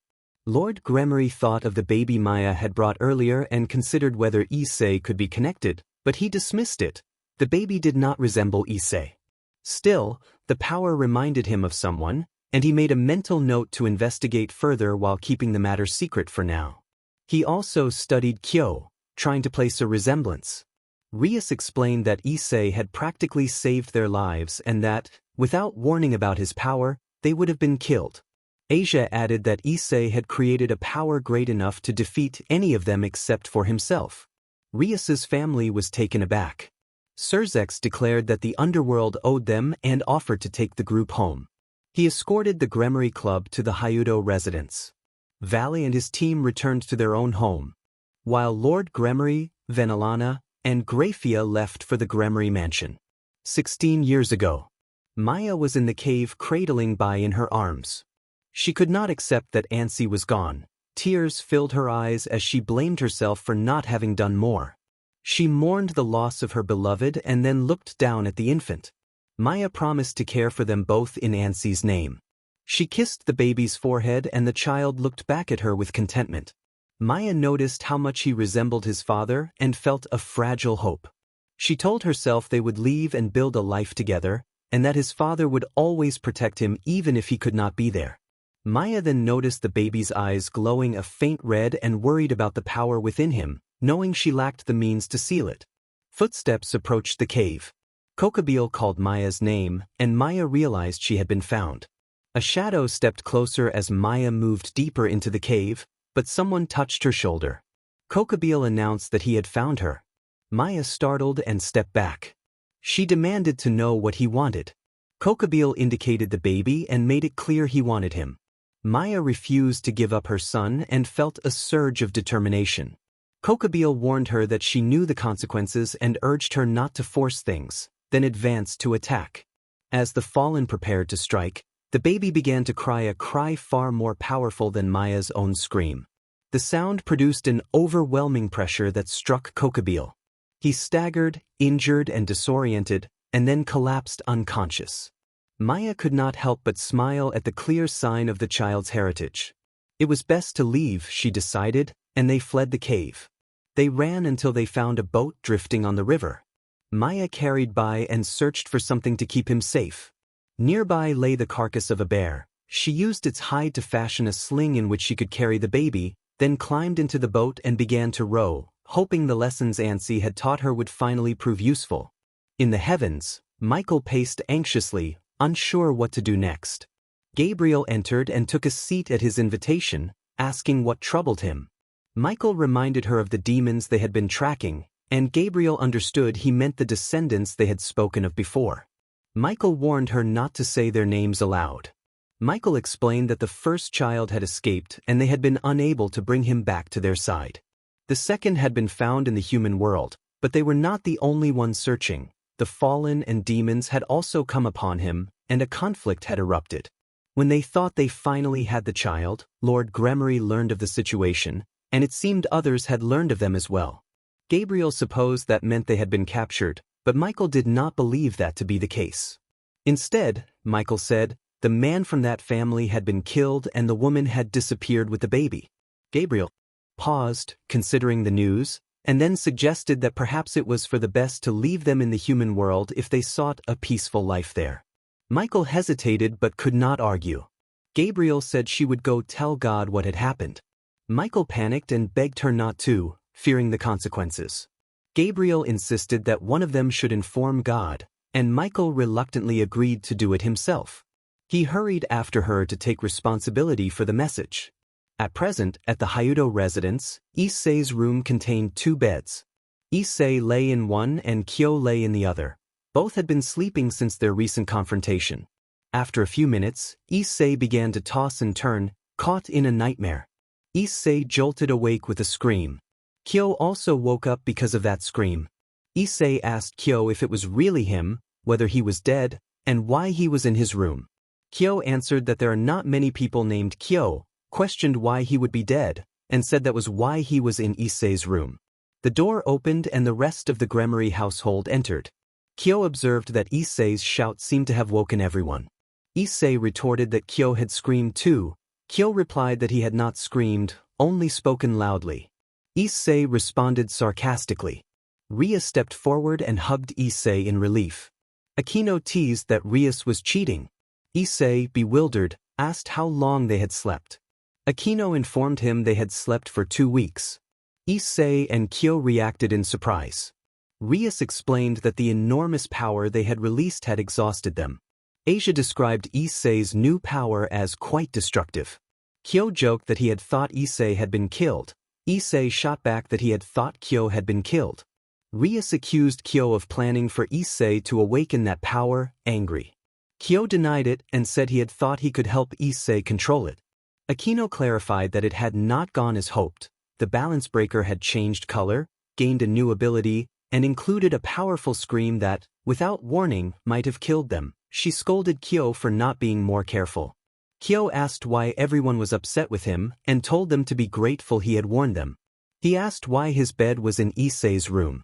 Asia explained that moving from room to room was difficult, so it had been easier to bring his bed in.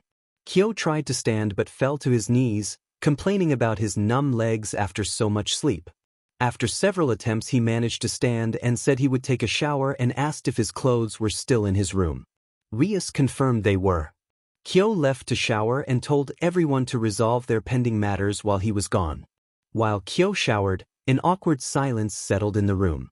Issei asked Kiba to leave because he wanted to speak with the girls privately. Kiba nodded and stepped out. Issei kept his gaze on the ceiling to avoid looking at the girls. Rias implored him to look at them. Aquino said that none of them had wanted what had happened, and that Kiba had not intended to betray him. Asia insisted they would never hurt him. Issei said he knew. The girls were surprised. Issei explained that Rayon had confessed everything before he had been subdued in their recent battle. Rias asked why he would not meet their gazes. Issei admitted he was ashamed and remorseful for how he had behaved, saying he did not deserve to face them or to be spoken to. Rias took his hand and urged him to look at her. Issei protested that he did not deserve it. Rias simply told him to do it. When Issei looked, Rias had tears in her eyes and said that forgiveness was not required because she loved him. The other girls echoed their feelings. Aquino said she loved him, Asia vowed she would never leave him. Kaneko said he was very important to her, Irina told him it was foolish to ask and that she loved him, and Zenobia indicated that he already knew the answer. They all embraced Issei warmly and expressed their affection in a heartfelt, emotional moment. Issei returned their feelings and said he loved them too. A knock sounded at the door. The girls separated and helped Issei to his feet when he wavered. Issei invited the visitor in. Kyo entered wearing black pants, a white shirt, black shoes, and fingerless gloves. He asked if he was interrupting anything. Issei said no and asked what was happening. Kyo informed them that Rias's older brother had arrived and said it was urgent. Rias confirmed that she should go and told Kyo to inform her brother she was coming. Kyo left them and Issei observed that Kyo no longer hated the group. Rias said they had told him everything a few weeks ago and he had understood. Aquino added that Kyo had thought Issei would not believe it if he had told him directly. Issei accepted that this had some truth. Rias and the others went downstairs. Issei said he would take a shower, change, and come down. He dressed in black pants, a red shirt, and black shoes. Inside his mind, the dragon Draig praised him for his performance in the battle and noted that the gem had appeared. Issei admitted the battle had been impressive. Draig complimented the improvement to the balance breaker and the new technique.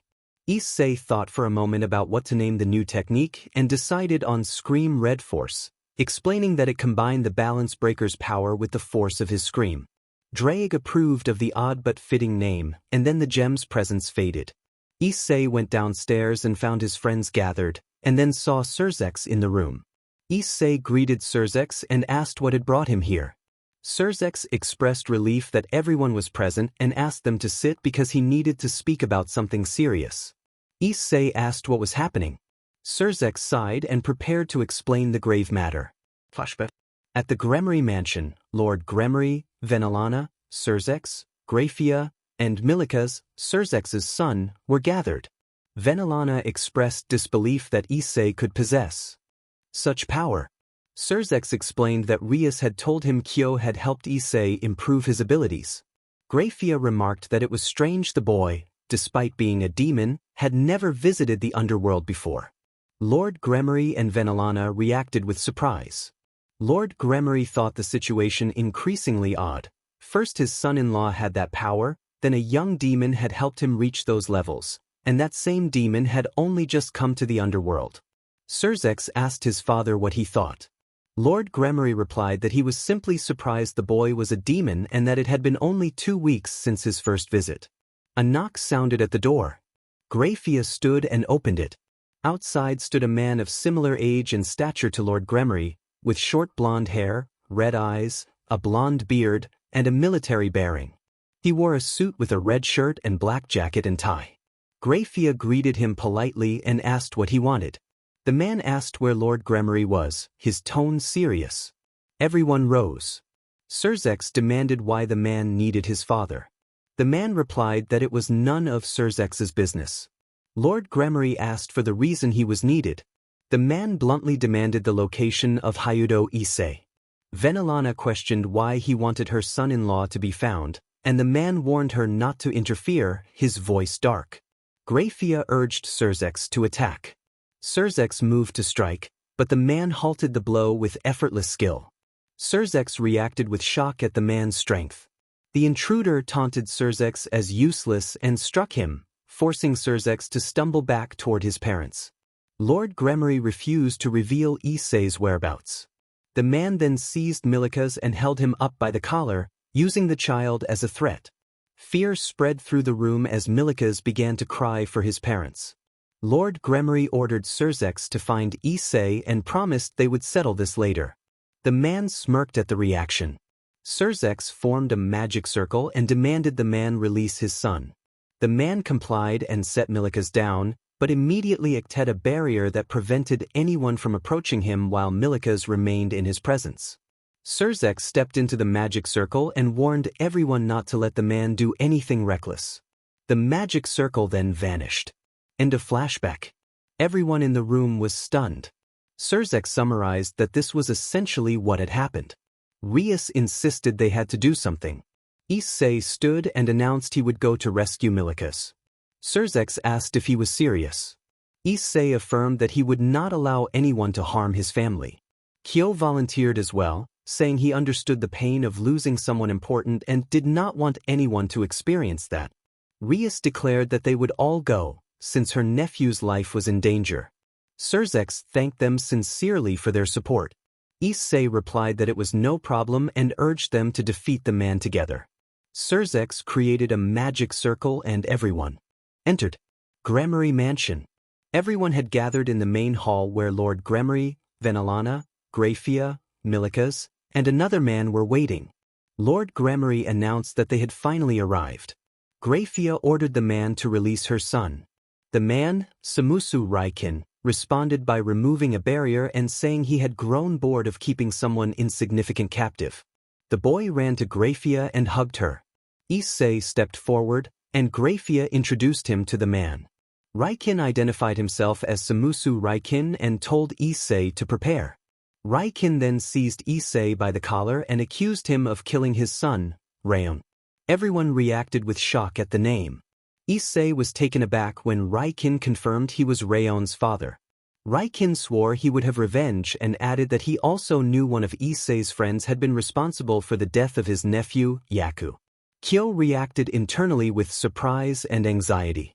Akino accused Raikin's son and his companions of causing the deaths of many innocent people.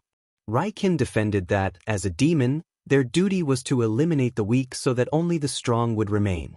Issei called Raikin crazy and explained that he had lived with his parents and now stayed with his girlfriends and friends while his parents were traveling.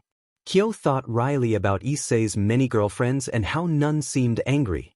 Raikin warned Issei to prepare for the most difficult battle of his life and vowed he would make him pay. He released Issei and gave him a month and a half to get ready before leaving. Raikin advised Issei to bring reinforcements, mentioning Hakuryukwa, then departed by spreading his wings and flying away. The doors closed behind him, and Issei returned to the others. Lord Gremory asked if Raikin had come to avenge the deaths of his son and nephew. Issei admitted that with his new power he had killed Raikin's son and that Kyo had been responsible for Raikin's nephew. Everyone looked to Kyo. He avoided eye contact, whistled awkwardly, and then defended their actions by saying that if they had not acted, those enemies would have destroyed them first. Lord Gremory found Kyo's bluntness amusing. Kyo, relieved to be understood, felt satisfied. Issei asked what they would do next, noting they had over a month to train. At that moment Draig's voice thundered from within Issei. The gauntlet gem had something urgent to say. Draig declared that Raikin's energy level was far greater than anyone in the room. When Lord Gremory asked for clarification, Draig explained bluntly that Raikin's current power was roughly 8% of their opponent's full strength. Kyo summarized that meant they needed to train hard. Draig answered that in part they were right but that each of them had different strengths and that certain training locations would be better suited to specific needs. Rias asked if that plan included Surzex. Draig replied that if Surzex joined, the team's chances would increase to about 20%. Surzex acknowledged the compliment with modest pride, drawing playful reactions from Issei and Kyo. Draig continued with a plan. He proposed pairing Issei and Valet with Tanin so Valet could develop a power comparable to Issei's, their abilities rising dramatically when combined with Issei's enhanced shout. Issei agreed they had to inform Valet and go quickly. Draig then turned to Kyo, noting that while Issei had gained a stronger shout, Kyo possessed the advantage of disciplined control over power increases. Drake suggested Kyo train in a harsh place called the Forest of Sufferings, a 10-level trial where things became progressively more difficult as one advanced. Kyo protested that the place sounded unpleasant, but Drake confirmed it was meant to be difficult. Kyo accepted the assignment, relieved to have a clear challenge. Next, Drake recommended Rias and her group train in the Valley of 1,000 Demons to improve their hand-to-hand combat while maintaining their magical skills. Rias reacted with alarm at the thought of such danger. Lord Gremory countered that the valley would strengthen them in both physical and magical combat, potentially bringing their overall power up to Kyo's level or beyond. Drake believed that combined with Vala's team, they could achieve those improvements. Aquino admitted the plan would be complicated and expressed reluctant concern about being separated from Issei, taking his arm in a gentle, supportive gesture. Issei asked when they would leave. Drake suggested they should not wait long, likely within a week. Issei insisted they gather Vale and the others as soon as possible. Surzex proposed that they depart the next morning, stay the night at the mansion, and at dawn seek out Odin to locate their allies. Lord Gremory joked about improving his relationship with his son-in-law. Issei reacted in surprise, and Rias thought it was not a bad idea. Drake then realized he had forgotten to assign Surzex a destination, and Surzex feigned hurt until Drake suggested he accompany Kyo instead. Kyo felt better knowing he would have company and appreciated Surzex's assurance that he was a capable fighter. Kyo nervously offered to trade and then flared up playfully when no one responded. Surzex admonished him to stay calm and reminded him that the training would also be enjoyable. After giving all the instructions, Drake's voice faded and the gem's glow disappeared. Surzex encouraged everyone to take their seats and noted that the next day would be busy. The evening passed calmly. The group ate dinner and prepared for sleep. The household settled in, ready to begin the long preparations ahead. The next day everyone had woken, showered, eaten breakfast, and were getting ready to go to Odin. Rias announced that everyone was ready, and the others answered yes. Rias created a magic circle and said they would see each other soon. Everyone vanished and reappeared on the outskirts of Odin's realm, where a group of Valkyries soon arrived. Rias greeted them. A Valkyrie recognized Rias Gremory and asked what brought them. Rias replied that they wished to see Odin, and the Valkyrie allowed them in.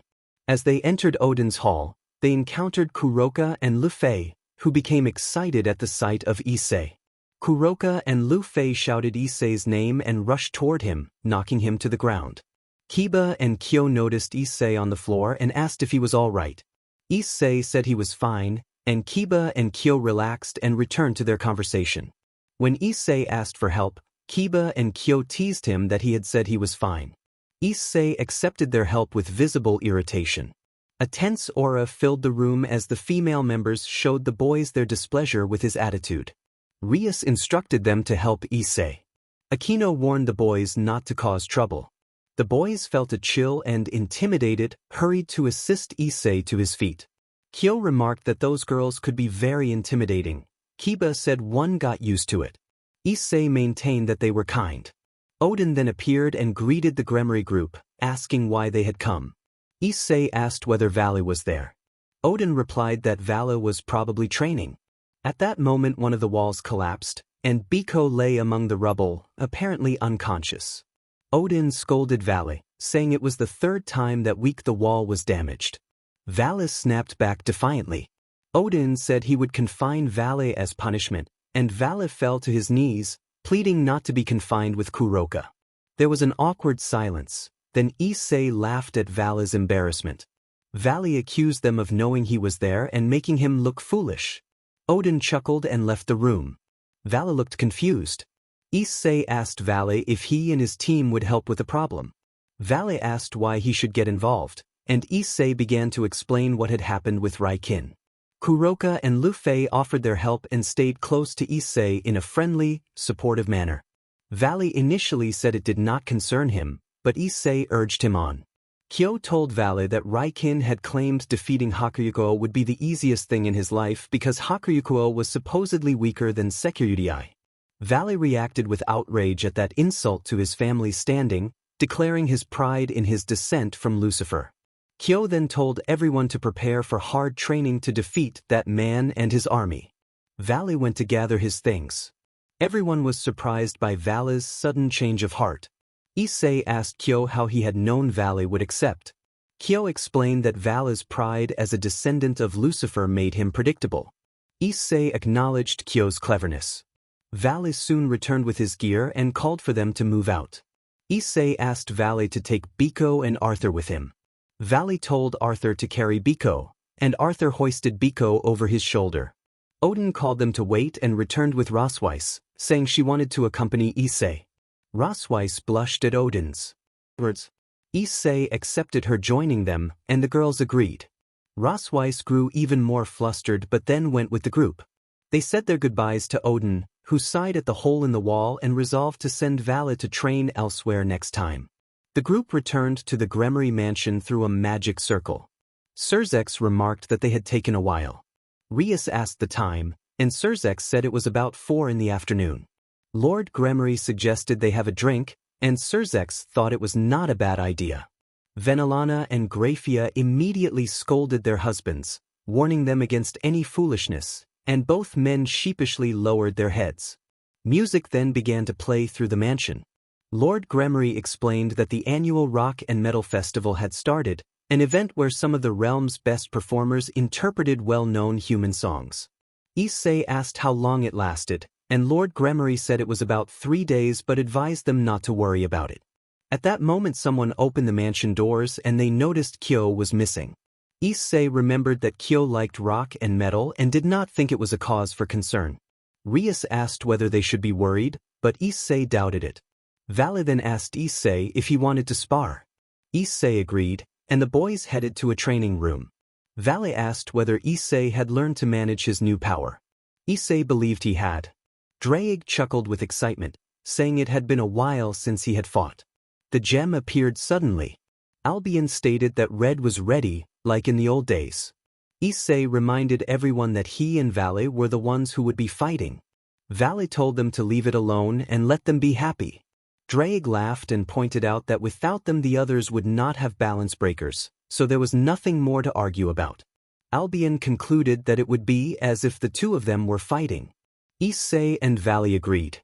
Valley then redirected attention back to what mattered. Both boys activated their balance breakers and their armors flared to life. They moved with incredible speed, attacking and defending in a fast, fluid exchange. Powerful bursts of energy shot across the room as they darted and spun, trading blows in an intense, anime-style duel that filled the space with light and motion. Valley praised Issei for how much he had improved. Issei returned the compliment.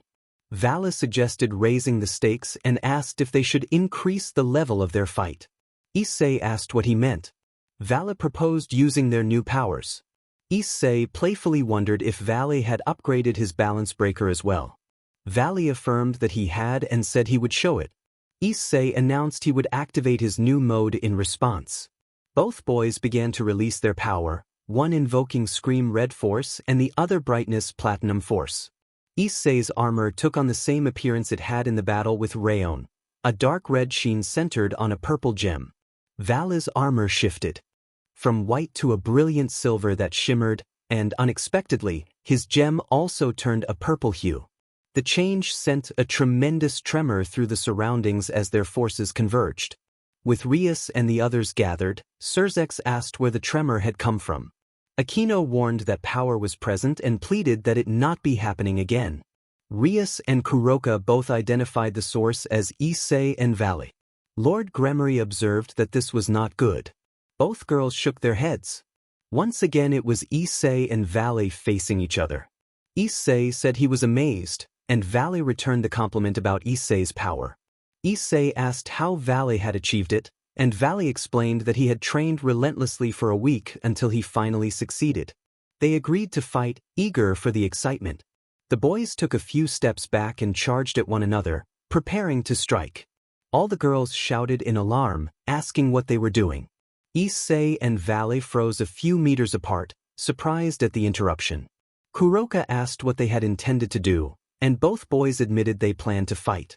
Aquino scolded them, calling it madness and warning that their power was so strong it could destroy everything. The boys apologized and dispelled their armor. Rias approached Issei and tugged on his ear. Kuroka did the same to Valley.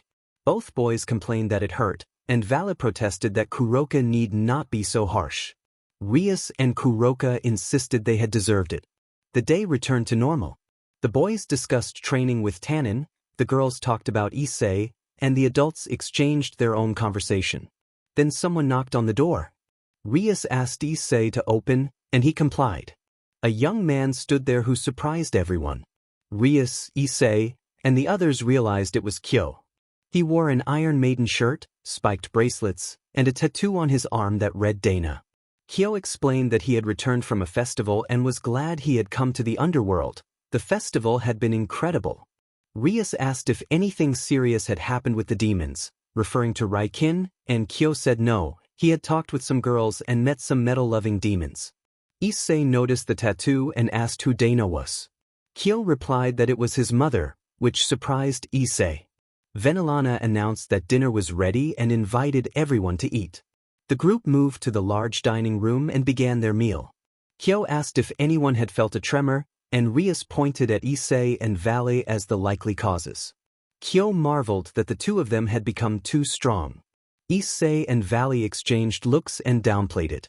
Kyo admitted he wanted to challenge Valley but knew he would lose because his own powers were somewhat weaker. Valley suggested that he and Issei fight after their training. Kyo found the idea interesting, and Issei agreed. Rias asked, with a small aura flaring, where the match would take place. The boys shivered at Rias's sudden intensity and could not answer. Kyo and Valley sheepishly exchanged glances with Issei. Rias, satisfied, let the aura fade. Kyo remarked in disbelief that they had faced stronger beings yet still feared Issei's girlfriend. Valley said he felt humiliated, and Issei explained that Rias could be intense but they would get used to her. Valley reminded everyone that when they fought, none of the girls should be present. Kyo agreed. After finishing their meal, everyone went to their rooms to prepare for the next day's training. The next morning they woke, dressed in their usual clothes, and prepared for their respective training sessions. Rias checked that everyone was ready. Surzex noted that one person was still missing, Azazel. Rias asked why he was needed. Surzex explained that Azazel could help them improve their magic and aura control. A magical circle appeared and Azazel arrived accompanied by Ravel and Gasper. Azazel joked about not being left behind and then grumbled about who had brought the two children. Rias acknowledged Azazel. Issei recognized Ravel, and Aquino recognized Gasper. Kyo asked if Gasper was a ghost, only to learn that Gasper was in fact a boy. Kyo muttered in astonishment, wondering what kind of group he had joined. With everyone assembled, 3 magic circles were created. Issei and Valley entered one circle, Kyo joined Surzex in another, and the Gremory Club, Azazel, and Valley's group entered the last. Each person said they would see the others soon, and the circles vanished. They arrived at the Valley of 1,000 Demons.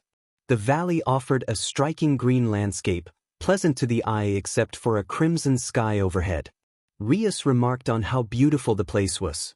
Asia suggested they should come here for a picnic sometime, and Kaneko agreed, saying they should go with their upperclassmen. The girls all thought of Issei, and the boys felt awkward. A child cried out suddenly, terrified. Biko screamed about a giant demon, and everyone turned to see the source of the scream. A massive demon loomed, towering at over 25 meters. Azazel cursed at the size of the creature, and Zenobia noted that it seemed even larger than Tannen. The demon identified itself as Rald and demanded to know who dared enter Rald's territory. Azazel introduced Rald as their first trial and ordered the group to attack. The team engaged Rald. The fight proved challenging, but within minutes they managed to defeat the giant demon. Instead of a bloody end, Rald erupted in a dramatic burst of dark energy and dissolved into scattered shadow fragments. Aquino created a protective barrier to shield everyone from the shockwave and debris. Rias concluded that this was indeed the Valley of 1,000 Demons. Aquino warned that it would be a difficult mission. Asia resolved that they would do it to become stronger and to help Issei. Azazel suggested they move a few meters away from the remnants and set up tents to camp. The group agreed and relocated to a clearer spot before pitching their tents. Azazel called for a rest and explained that the valley was vast. They would have to advance to eliminate the demons. Rias asked how long it would take. Azazel estimated that, with luck, it might take between 20 days and a month to finish. The group reacted with surprise. Rias admitted she would miss Issei. Forest of Sufferings. Kyo and Surzex arrived at the forest. Everything looked gloomy, as if night had fallen forever. Kyo observed that this was the famous forest. Surzex explained that exiled demons lived here, that many became mutated and some seemed to lose their minds. Kyo was surprised by what Surzex said and felt a small chill. Kyo asked if there was anything more to tell. Surzex answered briefly. Kyo admitted he was beginning to regret coming to the underworld. Surzex reassured him that it was nothing serious and explained that gravity increased each time one leveled up. Kyo questioned why that should matter to Surzex. Surzex fell silent for a moment. Kyo dropped the subject and asked how they would level up. Surzex said the gravity would increase as they progressed through the forest, but they had no difficulty yet, so they could move forward. Kyo agreed. They began to walk but stopped when they heard a growl. Kyo noted that he had heard it. Surzex said something was following them. Kyo suggested they keep walking to see if it appeared. Surzex agreed. They continued, then felt footsteps behind them. Both turned and were attacked by 2 wolves each. Kyo cursed and asked what they should do. Surzex instructed Kyo to send a small sphere of his power. Kyo obliged. The long-haired boy pushed a wolf and sent a small sphere of energy that knocked the animal back and left it hurt. Kyo called for Lord Lucifer to take his turn. Surzex produced a small burst of force and sent another wolf a few meters away. Surzex suggested they leave. Kyo paused and went to the injured wolf, saying he could not leave the animal that way. Surzex warned that Kyo risked being attacked. Kyo acknowledged the risk but said he would not kill unless necessary. Kyo produced a first aid kit, removed a bottle of alcohol and gauze, and said it would hurt a little as he began to treat the wolf's wounds. The wolf stood and curled at Kyo's feet. Kyo said he could keep the animal. Surzex agreed that another companion would not hurt. They continued walking with their new companion. Tannen's territory. Issei and Valley walked when they sensed a familiar presence. Tannen roared that there were intruders and appeared as a dragon. The dragon expelled a large burst of fire that the boys managed to dodge. Issei told the dragon to calm down and identified himself as Issei. Tannen greeted Issei and asked what he was doing. Issei explained that he had come so Tannen could train him and Valley. Tannen hesitated at the idea of training Valley and asked for clarification. Valley affirmed the request, looking away and speaking softly, and Tannen pretended not to have heard. Valley repeated his response more forcefully. Tannen told them to set down their belongings because training would begin immediately. The dragon unleashed large flames toward them. Issei signaled to Valley that they were ready, and Valley responded. Both activated their balance breaker armors and began to send powerful bursts of energy at Tannen. The enormous dragon managed to stop them. Tannen remarked that their powers had increased and encouraged them. The dragon spread its wings and rose into the air. Issei and Valley followed. All 3 were airborne as the 2 boys flew toward Tannen, but the dragon's wing beat struck them and forced them down a few meters. Tannen warned them not to become overconfident. The dragon attacked and struck Issei, causing him to crash to the ground. Valley watched in surprise. Tannen did the same to Valley, who fell beside Issei. Tannen asked if that was all the power they had. The boys exchanged looks and got to their feet. They activated their enhanced armors, Issei's Scream Red Force and Valley's Brightness Platinum Force, and began to face Tannen again. The dragon laughed and said he liked their spirit. The 3 fought. This time the boys offered a much stronger challenge. The afternoon passed with constant combat. In the end, Tannen landed the final blow and the boys fell to the ground. Tannen praised them and descended. The boys rose and deactivated their armors. Valley commented that it had been a good fight. Issei reminded Tannen why they wanted his training. Tannen agreed to train them. Issei requested the hardest training he had. Tannen accepted and warned them that they would receive the most difficult training of their lives and should not regret it later. Valley expressed confidence. Issei promised not to disappoint. Tannen told them to rest because the next day would be long. The boys nodded, set up their tents, and went to sleep. Tannen thought that the boys were nearly on par with his power and that the training would be interesting. Thus began the hardest training for each of the boys. Some faced 1,000 demons, each stronger than the last. Kyo, Surzex, and their new companions confronted demons with powers that seemed otherworldly. Issei and Valley endured the harsh conditions demanded by Tannen's regime. This became their daily routine for a month. By the end of it, all of the boys were finishing their respective trainings. Valley of the 1,000 Demons. Azazel urged the group that there should not be many of those monsters left. Rhea said that they had finished and she would finally be able to be with her beloved Issei. Akino shared her excitement at seeing Issei again. Asia declared that she would not leave his side. Kaneko teased that Asia would not if Kaneko arrived first. Ravel insisted she would arrive first. Zenobia thought to herself that she had to find a way to be near Issei. Irina thanked Michael for the chance to reunite with Issei. Kuroka wondered with a mischievous smile whether Valley would allow her to stay where Issei was. Lu Fei asked what Kuroka was thinking, and Kuroka replied that she was thinking of nothing. Biko muttered that she did not understand what they saw in that boy, and Arthur noted quietly that Biko was indeed jealous. Kiba asked if they were close. Azazel replied that he thought so. Gasper asked how far they had to go, and Azazel began to answer but could not finish. Suddenly everyone felt a massive presence. 4 demons over 15 meters tall appeared. The demons growled at sight of the group. Azazel called the group to readiness, and everyone nodded. Azazel ordered the attack. They split into 4 teams. Lu Fei, Arthur, and Biko formed the first, Azazel, Kiba, and Gasper the second, Zenobia, Irina, Ravel, and Kuroka the third, and Kaneko, Asia, Akino, and Rias the fourth. Each squad targeted a different giant. The fighters and Azazel had honed their abilities. They unleashed broad surges of aura and magic and engaged the demons in close combat, landing powerful, non-graphic blows. Azazel then urged them to finish the fight. All of them poured their full power into massive bursts of energy. The 4 monsters were overwhelmed by the onslaught and dissolved into scattering energy. Rias observed that those had been the last of them. Akino asked if they had really cleared all 1,000 demons, and Azazel confirmed that they had, praising how much everyone had improved. Asia noted that at least now they would be with Issei. The girls nodded and formed a magic circle. They stepped into it and disappeared. Forest of Suffering. Kyo and Surzex stood with the others near the exit of the forest. Surzex said they were about to leave the final level. Kyo reflected that it had not been easy but they had made it. 2 exhausted girls accompanied them, one with an athletic, well-proportioned figure and orange hair, the other resembling Asia but with dark hair and honey-colored eyes wearing dark jeans and a white shirt.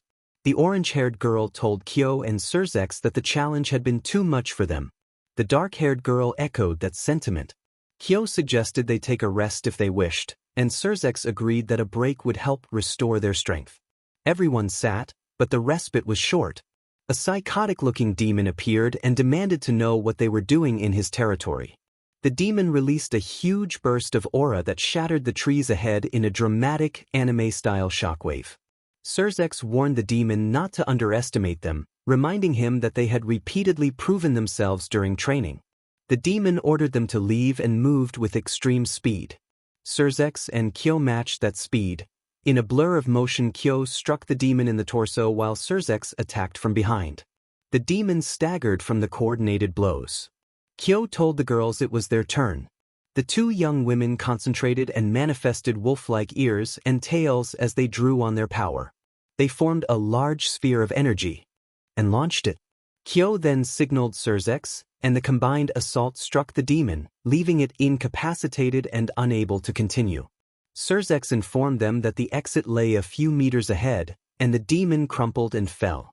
They walked on and emerged from the forest. Kyo said he felt lighter. Surzex remarked that they were faster and stronger than before. The orange-haired girl nervously asked if they would be accepted. Kyo reassured her, took her hand, and promised he would be by her side. The girl smiled. Surzex summoned a magic circle, and everyone entered. The circle vanished behind them. Grammary Mansion. A magic circle appeared and Rias and the others stepped out.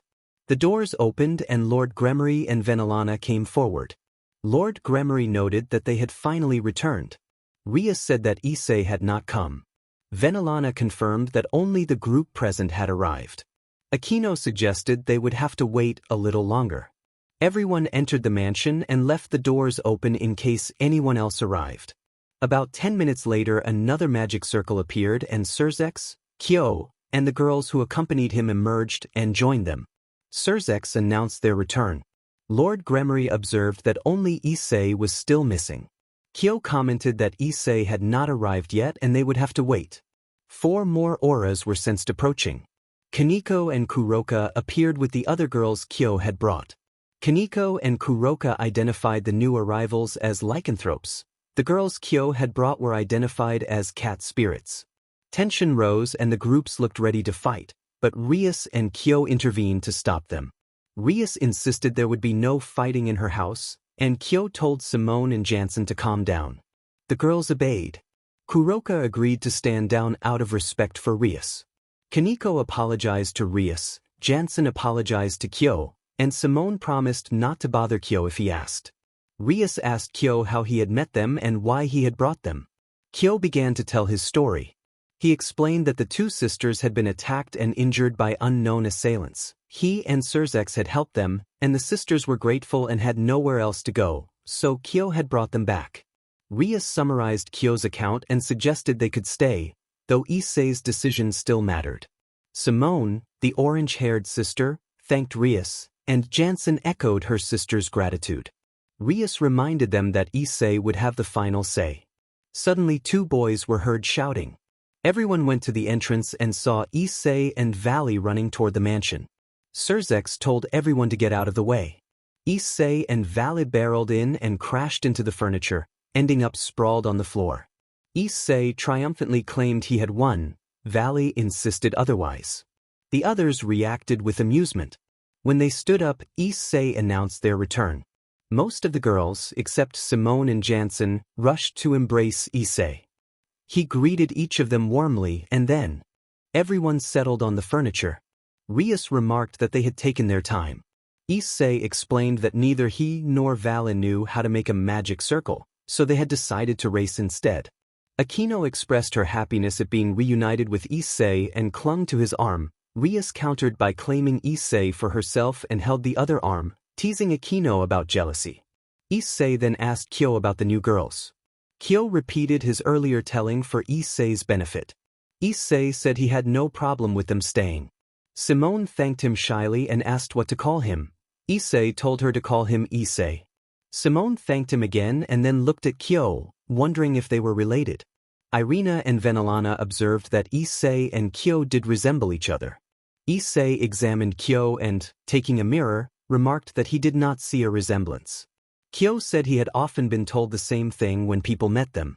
Issei then asked why the sisters had been in the forest of suffering. Simone explained that she and her sister had lived in a small village until powerful demons attacked, killing the villagers and their parents. They had been forced to flee to the forest of suffering, where they had lived for nearly 6 months. Jansen added that they had attacked Kyo and Surzex because they had assumed they were allied with those demons. Jansen said she had felt that Kyo gave off a more ominous presence than the demons who had attacked them. Kyo protested that he was not frightening and insisted he was a good person. Simone gave Kyo a serious look and warned him not to make her tell more. Kyo apologized, embarrassed. Issei teased him, and Rias told Issei not to say anything. Issei admitted he was not without fault. A brief neutral moment followed to keep things moving. After a short time everyone returned to the Hyudo residence, with the exception of Surzex, Valley, Biko, and Arthur, who remained behind. Issei sank into the couch and sighed that home was sweet home. Rias pulled Simone aside and cautioned her to avoid causing trouble with Kaneko and Kuroka, who could be intense, especially where Issei was concerned. Simone insisted she was not interested in Issei, but she blushed when Rias teased her about it. Issei turned on the PlayStation 4 and started piss. Kyo asked for a spot to sit, confidently claiming he would beat Issei. Issei mocked Kyo about past losses and proposed a bet.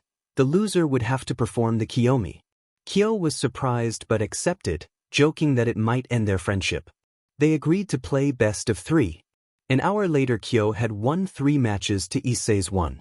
Kyo called the others over and said Issei had to fulfill the challenge and he needed a camera. Rias asked Zenobia for a camera. Zenobia returned with one and handed it to Kyo. Kyo started the camera and reviewed a video that showed the girls attacking Issei. Kyo suggested some parts should be deleted. Zenobia, seeing the footage, was reminded of painful memories and deleted the video. Kyo thanked her. Issei muttered that he hated Kyo. Kyo replied that he knew. He smiled. Issei began to perform the Kiyomi move, and everyone was left speechless at the sight. Issei thought that his dignity had packed its bags and left. Everyone laughed. Kyo said that this was what happens when someone bets. Rias said that Issei could be very foolish for accepting that kind of challenge. Issei admitted there was some truth to that. Kyo said that the idea had been Issei's. Akino said with a fond sigh that Issei could be foolish sometimes, but she still cared about him. Asia said that Issei had looked cute. Issei noticed Kyo watching the video and laughing, which made him feel pleased.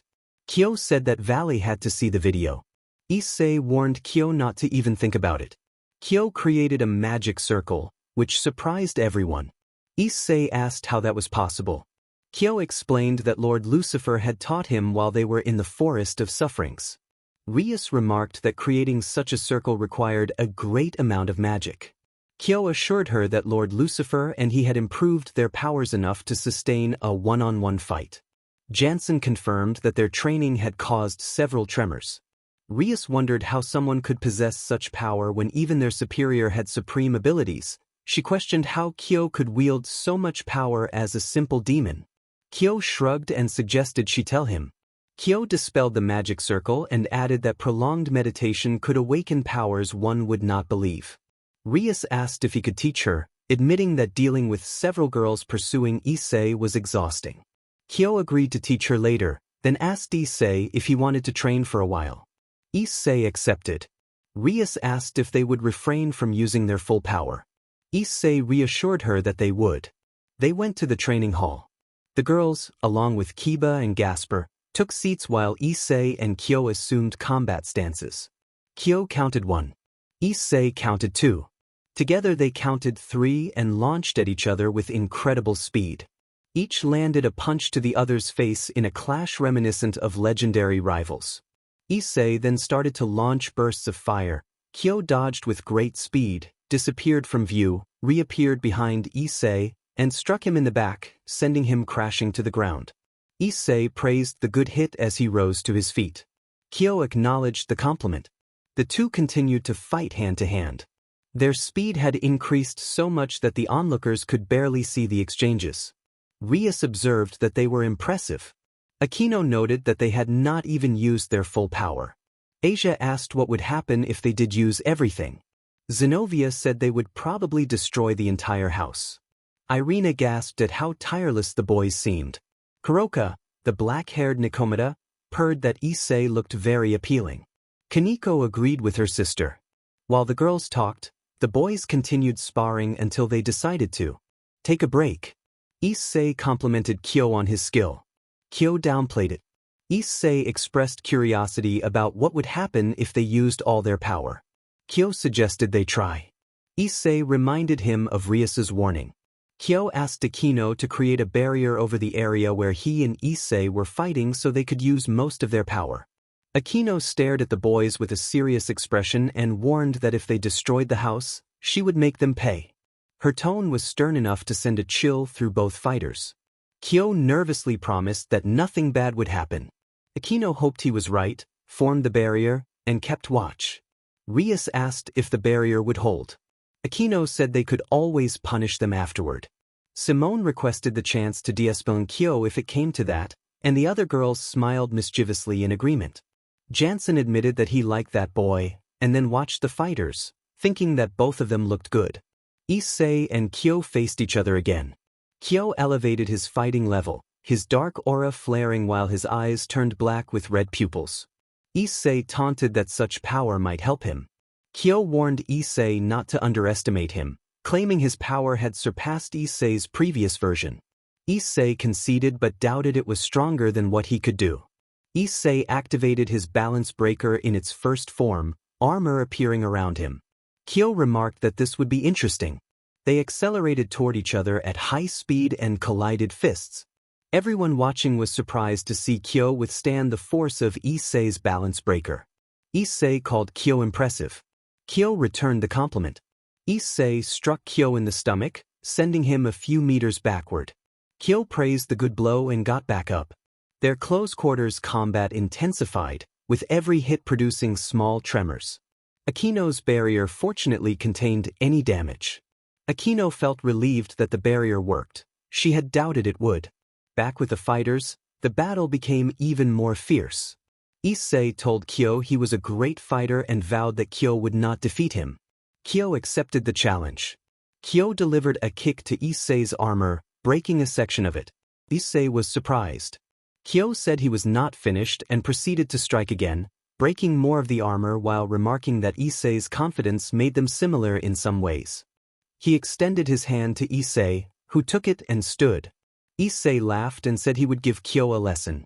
He then activated the second form of his balance breaker, Scream Red Force.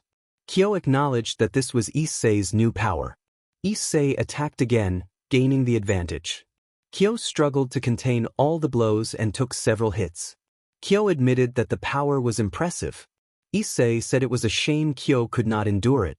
Kyo replied that nobody had said he could not. Issei looked confused and asked what he meant.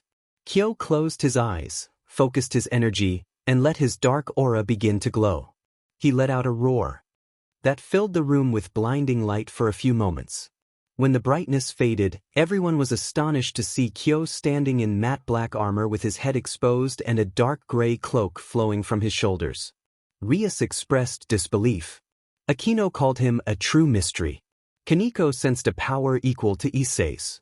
Asia noted that only Vale had held that kind of power before. Issei was amazed to see his friend manifest such strength. Issei asked how Kyo had obtained it.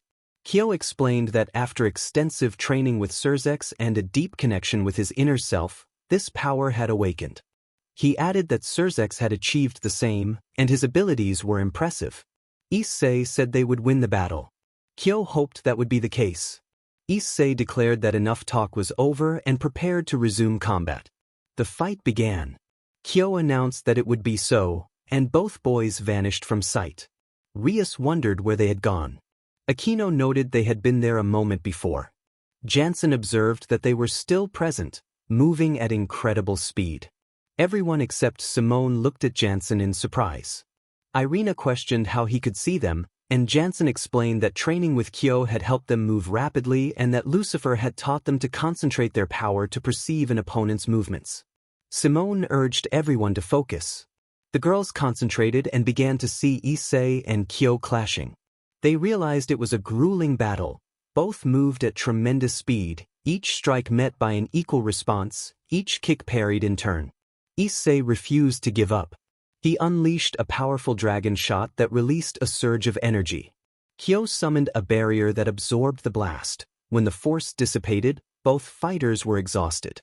Issei wondered why he had not managed to scratch Kyo. Kyo admitted that the power drained him quickly and it was hard to stay stable while using it. Issei reflected that the Scream Red Force forced him to expend a lot of energy. They agreed to finish the duel properly. Both charged and struck each other's armor at the same moment, creating a massive shockwave that shattered Akino's barrier. Their armors broke and they fell to the ground, both panting. They acknowledged one another's skill with mutual fatigue and gave each other thumbs up. The watchers hurried over. Rias knelt and took Issei's hand to check he was all right, noting that he only needed to rest. Simone knelt and cradled Kyo's head in her lap, praising his performance as he confessed he was very tired. The girls helped both young men to their feet.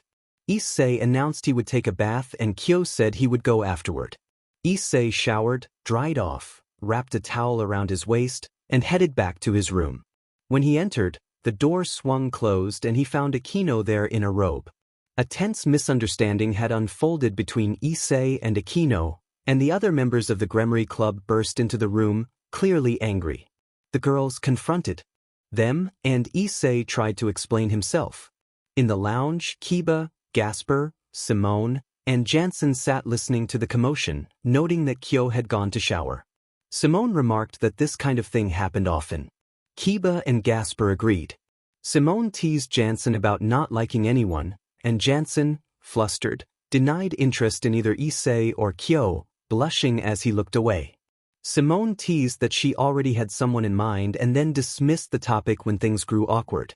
Later, everyone gathered in the dining room waiting for food. Issei asked Kyo how long it would be until Raikin arrived. Kyo estimated about 13 days. Issei wondered if Raikin would bring reinforcements. Kyo believed Raikin would likely bring the 3 boys they had fought before, and possibly an army. Issei recalled that Raikin had said Yaku was his nephew, which meant there could be more like him.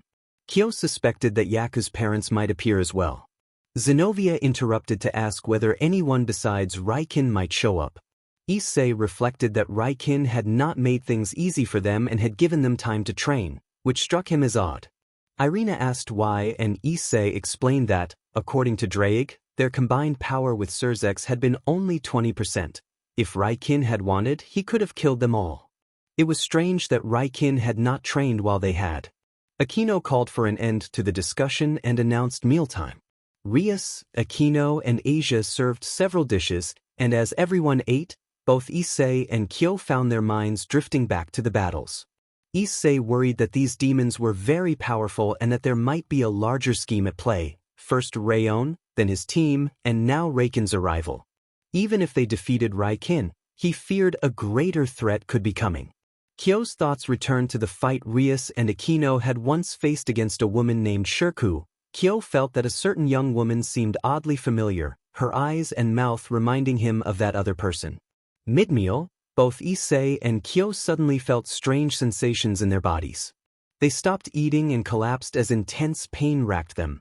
Everyone panicked as the two writhed on the floor. Rias and Simone rushed to help, lifting them into a sofa. Both struggled to breathe. Rias asked Issei what had happened. Issei said he had felt his body grow strange and then had been seized by unbearable pain. Aquino asked Kyo if he had felt the same, and Kyo nodded. Issei asked whether Kyo had seen anything during the pain, and Kyo reported that when he fell from his chair he had glimpsed a black silhouette surrounded by a red aura. Issei confirmed he had seen the same thing. Kyo managed to stand with difficulty and decided to go to sleep, and Simone followed him to his room to check on him. Issei could still recall the dark silhouette. Aquino prepared a cup of tea for Issei and urged him to take it easy, gently patting his head. After finishing the tea, Issei went to his bed to rest, but he began to move restlessly, indicating that he was having a nightmare. Issei woke abruptly at 3 in the morning, convinced that something bad was happening. He felt anxious and disoriented. Rias checked on him and asked if he was all right. Aquino asked if he had had a nightmare. Issei noticed the 2 women beside him and said that it had only been a bad dream. He stood up to get a glass of water. Rias asked where he was going and Issei replied that he would fetch water and be right back. He went downstairs and found Kyo getting a drink in the kitchen. Issei greeted him and Kyo replied that he could not sleep either and had had a strange dream. They sat at the dining table and compared notes. Kyo said he had dreamed of a shadowy figure trying to kill him. Issei admitted he had dreamed something similar and found the coincidence unsettling. Kyo wondered what it all meant. Issei agreed that it probably did not bode well. Kyo brought up Shirku, the girl who had accompanied Rayon, and said she reminded him of a woman from his visions. Issei listened as Kyo described a feeling of familiarity, as if he had known that woman before. Issei confessed that the silhouette in his dream and the words Raikin had said about Issei not knowing himself had left him uneasy. Both agreed that things had been odd ever since Rayon had killed Kyo's parents. Issei noted that everything also changed after Rayon enchanted the girls, and that events had only grown stranger since then. Kyo said they needed to get to the bottom of the matter. Each stood up to try to sleep again. Kyo mentioned Simone waiting for him, and the two bumped fists before heading to their rooms. Issei returned to find Rias and Aquino waiting. Rias asked if he was all right and he assured her he was. Aquino said they had heard him speaking and Issei explained it had been with Kyo, who had also suffered a bad dream. He lay back down and the two women hugged him tightly until they all drifted off to sleep. Later, Rias and Aquino whispered quietly while Issei slept, wondering if the situation with Issei and Kyo was too strange to be a coincidence. Rias noted how the two young men had seemed to understand each other from the start, sharing a similar power and even a slight resemblance. Aquino agreed and added that Kyo had matched the level of Issei's new ability, which suggested a deeper connection to the original Lucifer.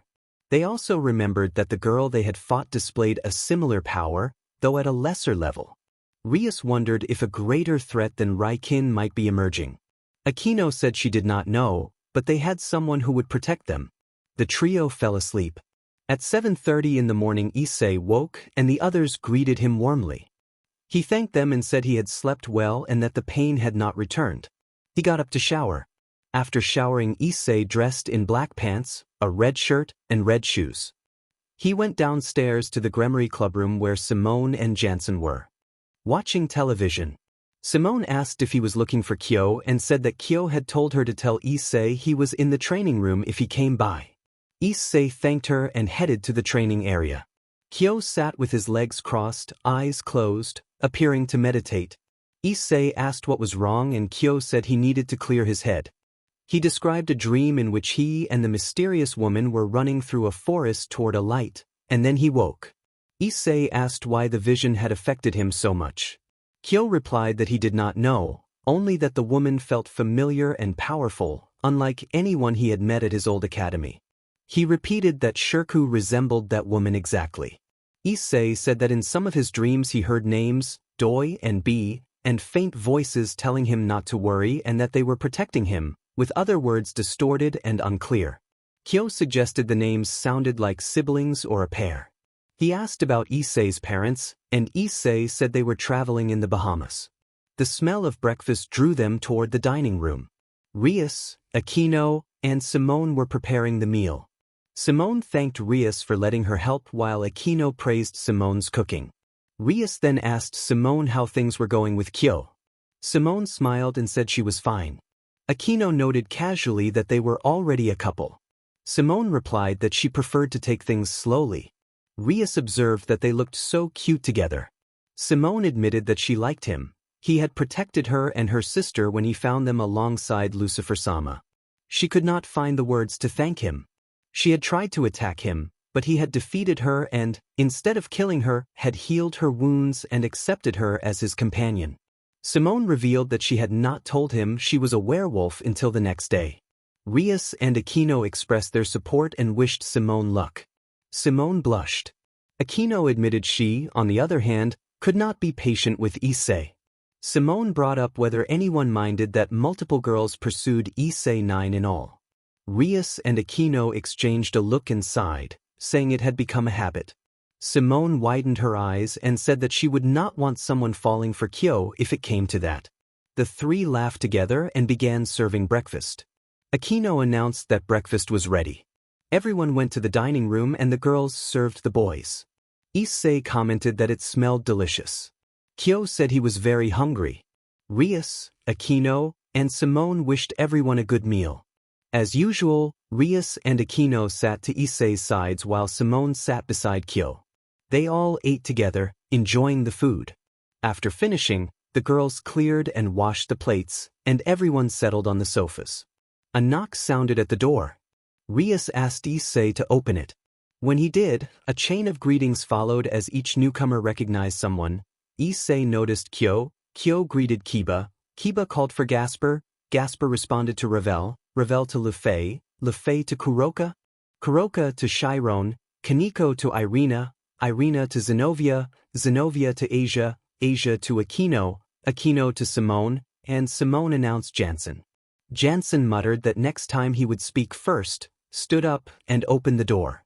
On the threshold stood Arthur, Biko, and Valley, each carrying suitcases. Lu Fei, Kuroka, and the others reacted with surprise at their arrival. Issei asked what had brought them and why they had luggage. Valley admitted it was a long story and then explained the situation. Valley said that Odin had told him to stop destroying the training hall. Rias noted that Valley had refused. Aquino added that Odin had given him several unpleasant alternatives. Kuroka listed one of them in a joking way, saying that another party had suggested confining him with a troublesome companion during a difficult PRD. Asia mentioned another option had been enrollment in an all-boys academy in the human world. Kyo added that one option involved eating food prepared by an eccentric boy. Issei finished by saying that the final choice was to come study at Ku Academy and live at his house. Valley admitted that while all the options were terrible, the last was the most tolerable. Issei said they had room. There were 3 extra bedrooms up the hall. Jansen, however, protested. He asked if they could take one particular boy away from him. Jansen moved behind Kyo, clearly uncomfortable as Biko watched with a dazed expression.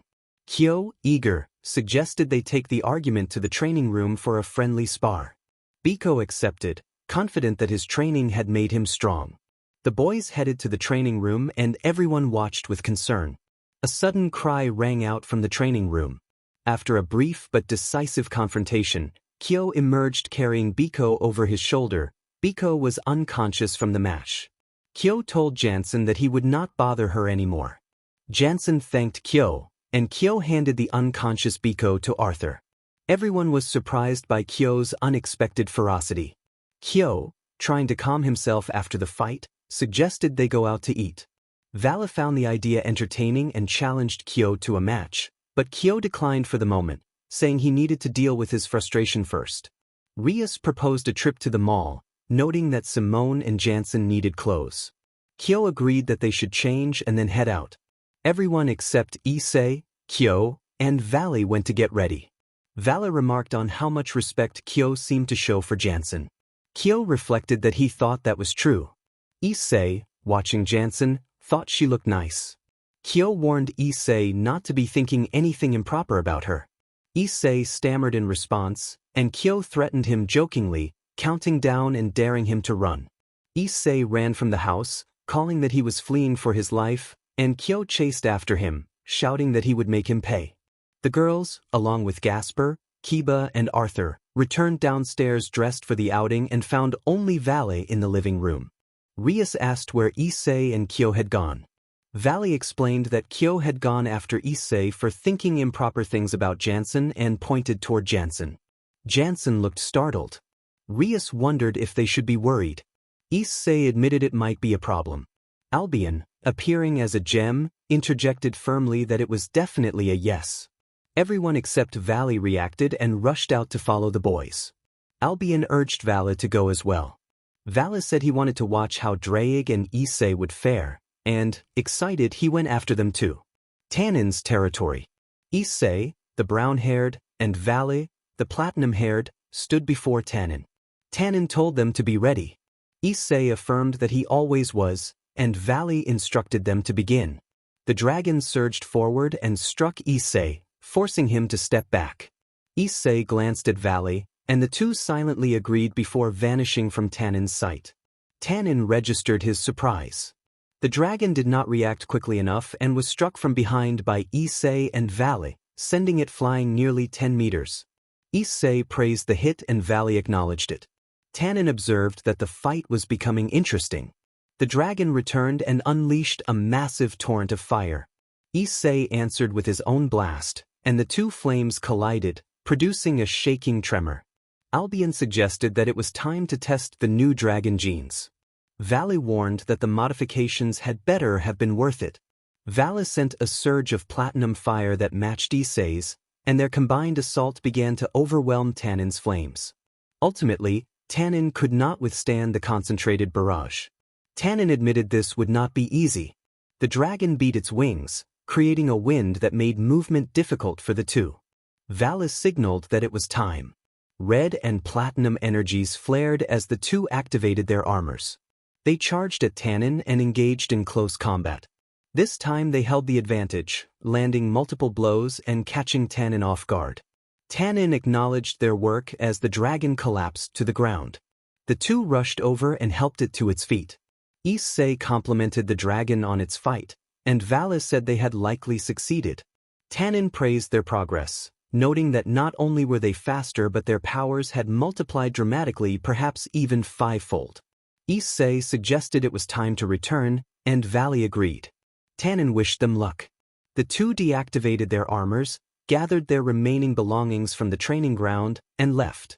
Tannen watched them go, thinking that they might now be stronger than a Mao and that their eventual battle would be impressive. While flying, Valley asked if Issei had anything to help them travel faster. Issei said no. Valley remarked that it would be a long trip, and Issei proposed a race, recalling Tannen's comment about their increased speed. Valley found the idea interesting. They descended, counted down together, and then launched into an exaggerated sprint. Issei's nightmare wandered alone through a place that felt like the underworld. No one else was there. He called out and his voice echoed back unanswered.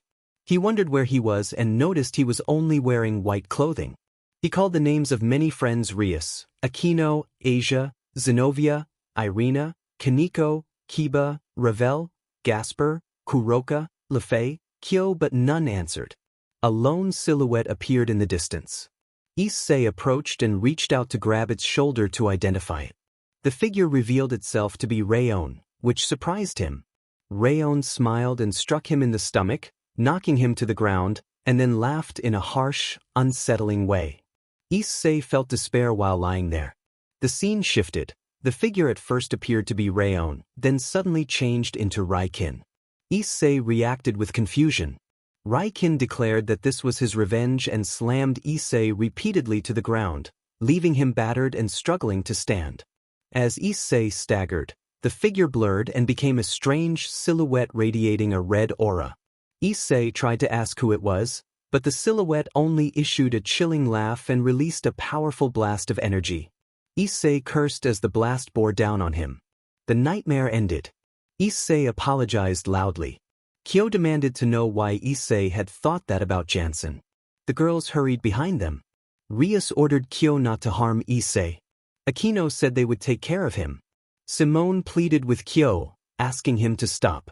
Jansen, the dark-haired lycanthrope, laughed and called the situation amusing.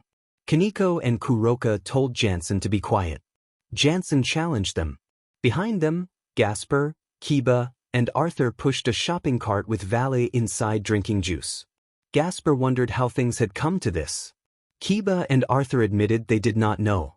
Valet told them to hurry, and the group broke into a run. Issei could not take it any longer. Kyo caught up and grabbed the collar of Issei's shirt, announcing that he had him. He saw the girls leap forward to prevent him from striking Issei.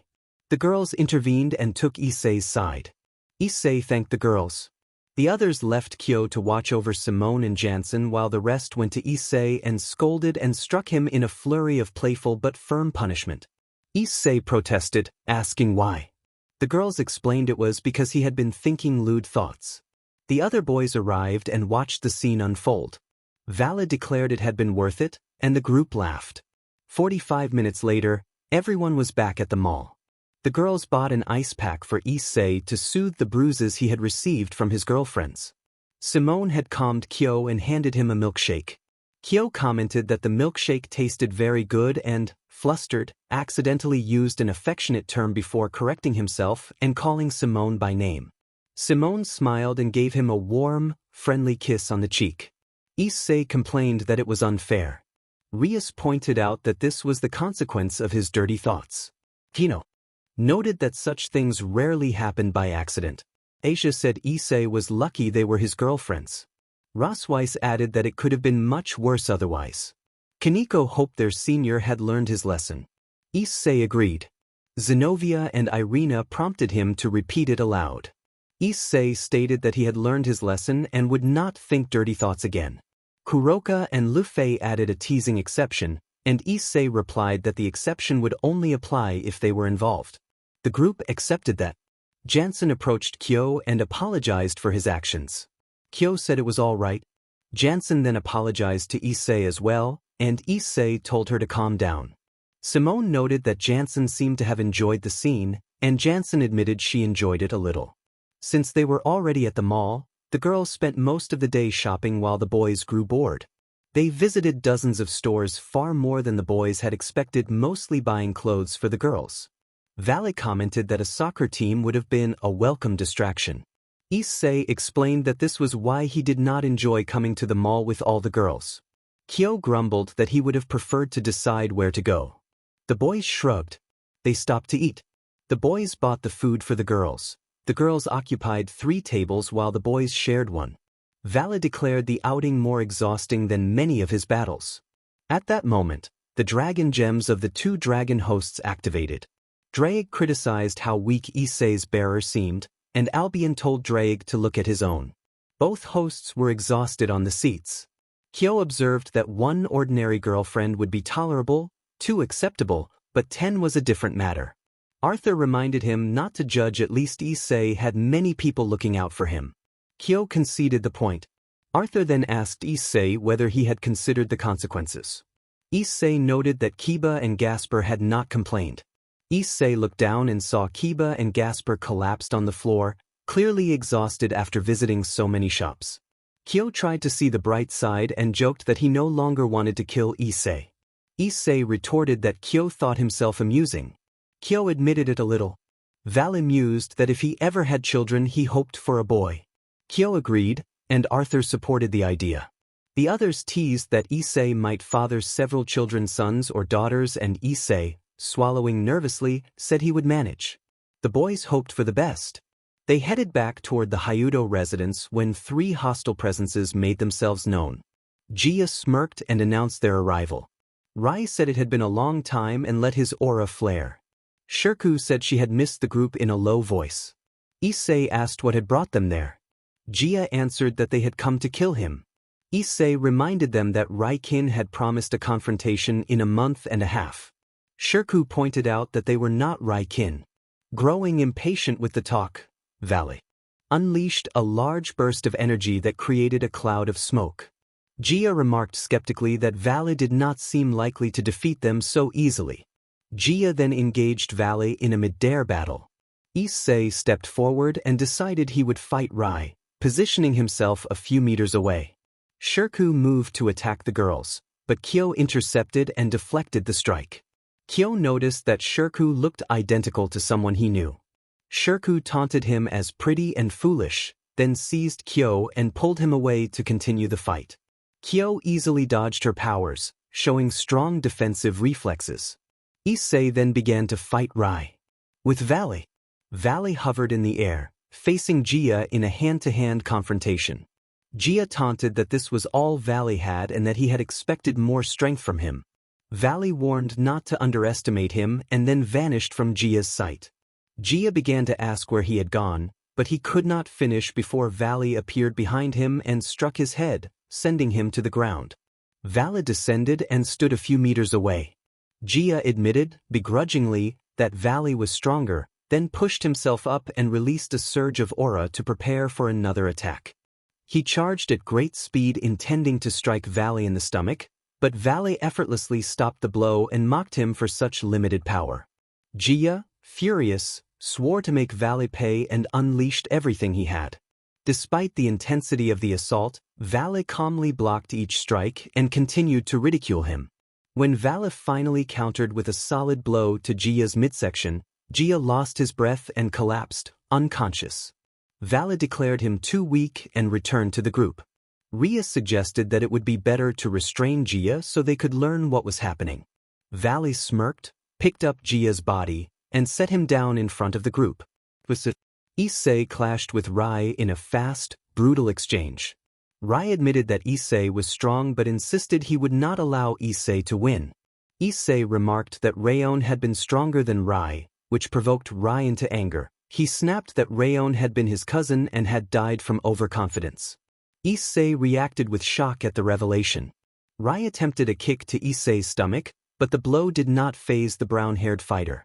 Issei pressed further with questions about family ties, which only further enraged Rai, who called him foolish while forming an energy ball and launching it. Issei easily sidestepped the attack and then struck Rai with a kick to the face, causing a nosebleed. Rai vowed to take Issei down and moved forward, but Issei anticipated him and delivered a punch that dropped Rai to his knees. Issei ordered Rai to stay where he was and looked to the group for a rope. Irina produced a rope and handed it to Issei, who used it to bind Rai's hands and feet securely. Zenobia asked why Irina had a rope, and Irina fumbled for an explanation, appearing unsure how to respond. With Kyo and Shirku battled about 20 meters from the group's position. Shirku urged Kyo to fight as she tried to land blows, but Kyo kept evading her attacks. He noticed a strange mark on the back of Shirku's neck, an inverted star with an S in the center. The sight of the symbol sparked a half-remembered image in Kyo's mind, and a voice echoed within him, urging him to free her and use his power to help. Kyo felt his hand begin to glow as he concentrated his energy. Moving with sudden speed, he slipped behind Shirku and pressed his energized hand over the seal on her neck. The surge of power passed into the mark. Shirku immediately fainted and collapsed. Kyo cradled her in his arms and carried her back to the group. Back at Hyudo residence with the group, everyone had gathered in the living room. The 3 boys they had captured had been bound and placed in separate rooms. Rias was speaking through a communicator with Surzex about their fate. She confirmed that he would collect the prisoners the next day and take them to a prison in the underworld, and Surzex agreed. Issei and the others watched television while the Dragon Jewels Draig and Albion appeared to speak. Draig congratulated them on how much stronger they had become, and Albion added that it was impressive even though they were still in their base states. They both noted that the energy of 3 other boys had increased significantly since the last time, suggesting that Raikin was likely training as well. The others prepared dinner. Rias, Aquino, and Simone cooked while the rest kept watching television. After about 20 minutes, the women called everyone to eat. They sat at the table as the girls served food, and an awkward silence prompted conversation. Aquino asked Rias what they would do with the 3 boys. Rias repeated that Surzex would be taking them to the underworld prison the next day. Asia wondered why those boys had come to the human world. Rias suggested they were probably looking for Issei but that it was fortunate they had been stopped. Kaneko observed that Issei had grown very strong, and Kuroka commented that it made him look more handsome. Issei pointed out that Valley and Kyo had also become powerful, and Valley credited training with Tannen. They also mentioned that Biko's training had not helped much, and Arthur reported that Biko was still unconscious and would probably remain so until morning. Everyone noticed Kyo had been unusually quiet since their arrival. Simone asked Kyo why he had not spoken since the fight with that girl. Kyo admitted he had been lost in his thoughts and was surprised they had come to the human world. After finishing his meal, Kyo asked Issei to speak privately. Issei agreed after washing his plate, and the 2 went to the training room and closed the door. In private, Kyo explained that when he had fought Shirku he had seen a strange seal, an inverted 5-pointed star accompanied by an S that appeared drawn in dark ink. He revealed that he had also heard a voice during the encounter that had told him to help Shirku. Using his powers, Kyo had managed to remove the seal from her, but he did not know where it had come from. Issei replied that he had seen that same seal in his dreams since he was 10 years old but did not know its meaning either. He suggested they ask Surzex or Azazel for help, since one of them might have a book of seals, symbols, and spells. They agreed they could ask Lucifer when he arrived the next day to take the prisoners. The possibility eased Kyo, and they returned to the living room. Rias asked what had been so important. Issei explained that Kyo had only wanted to train a bit, and Kyo admitted the battle against those boys had not been very satisfying. Vala remarked that none of them had been satisfied with the fights. A sudden noise and a series of knocks interrupted them. Everyone recognized the sound as demons and rose to their feet. Issei, Vala, and Kyo, thanks to their speed, reached the prisoner rooms first. Aquino suggested they should control the captive's speed so Issei could act without the others noticing. Rias asked Irina if she still had the rope, and Irina confirmed she did. Standing outside the rooms, Vala cracked his knuckles and volunteered to handle the white-haired prisoner. Issei said he would take the dark-haired one and prepared himself in the same way. Kyo bowed his head and said he wanted to teach a lesson. Issei apologized but insisted on fighting a little. Valley agreed. Kyo asked that they promise a proper battle next time, then the three took a breath and entered their respective rooms. Issei, the brown-haired man, entered the room and saw Rai tied to a chair. Rai, dark-haired, stared at the floor. His face showed bruises from the earlier fight with Issei and from banging against the walls while trying to get free. Rai looked up at Issei for a moment, then returned his gaze to the floor. Rai muttered that Issei should say what he wanted. Issei replied that they could handle this the easy way by talking or the hard way by fighting. Rai asked what there was to talk about. Issei moved another chair from the room and sat down. Issei asked why they had done all of this. Rai asked what Issei meant by all of this. Issei explained that Rayon had been looking for him, that Rayon had enchanted his friends to turn on him, that Rayon had killed Kyo's parents, and that Rayon's forces had attacked Vala's group. Rai admitted that, yes, Rayon had done those things and acknowledged that the plan had been clever, speaking with a serious tone. Issei asked why Rayon had done it. Rai said there was a pact not to reveal everything and that it would be naive to tell him everything that was happening. Issei said he already knew Rayon was looking for him. Rai was surprised and asked who had told him. Issei answered that Rai himself must know. Rai commented that Rayon was foolish and wondered why the boss had chosen him, since he was not the strongest. Issei pressed, asking how Rayon was not among the strongest. Rai explained how their organization was divided into 4 sections.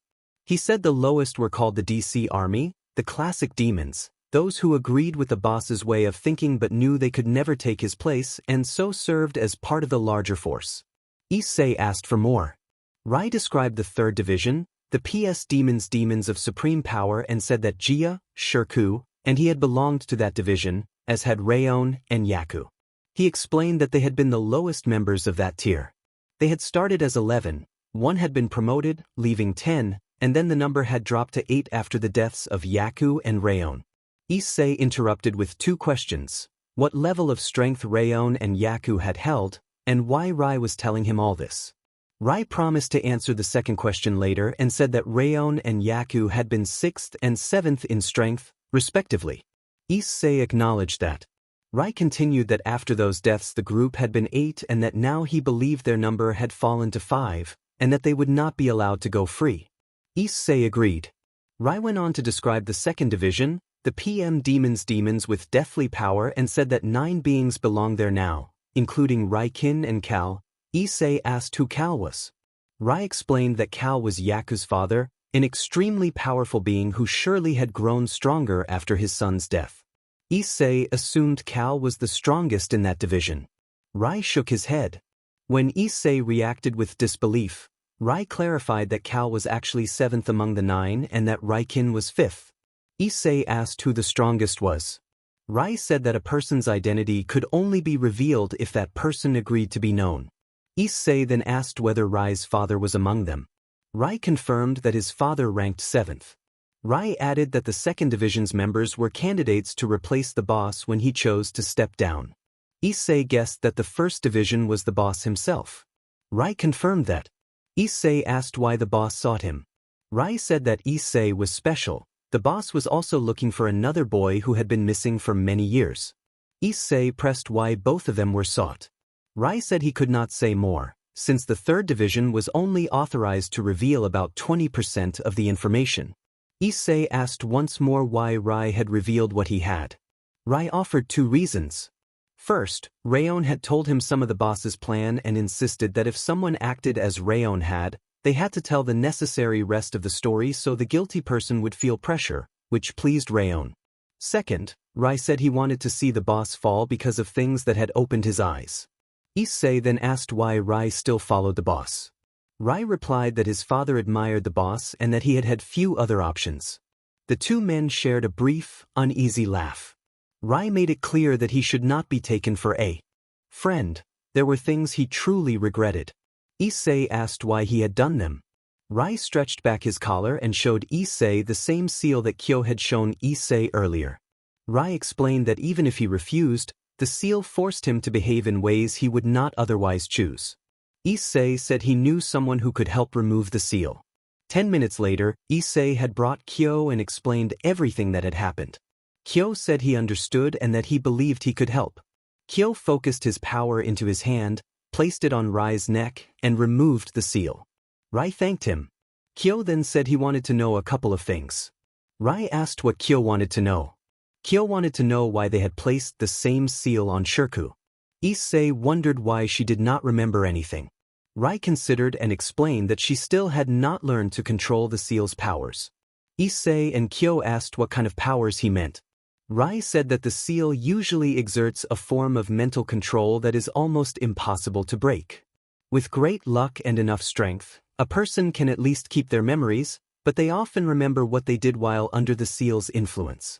Rai recalled how 7 years earlier, when he was 10, he refused to be part of everything and was attacked and sealed. He described those nearly 2 years of emptiness before something in his mind made him recover his memories, but the damage had already been done. Issei asked what had happened to the girl.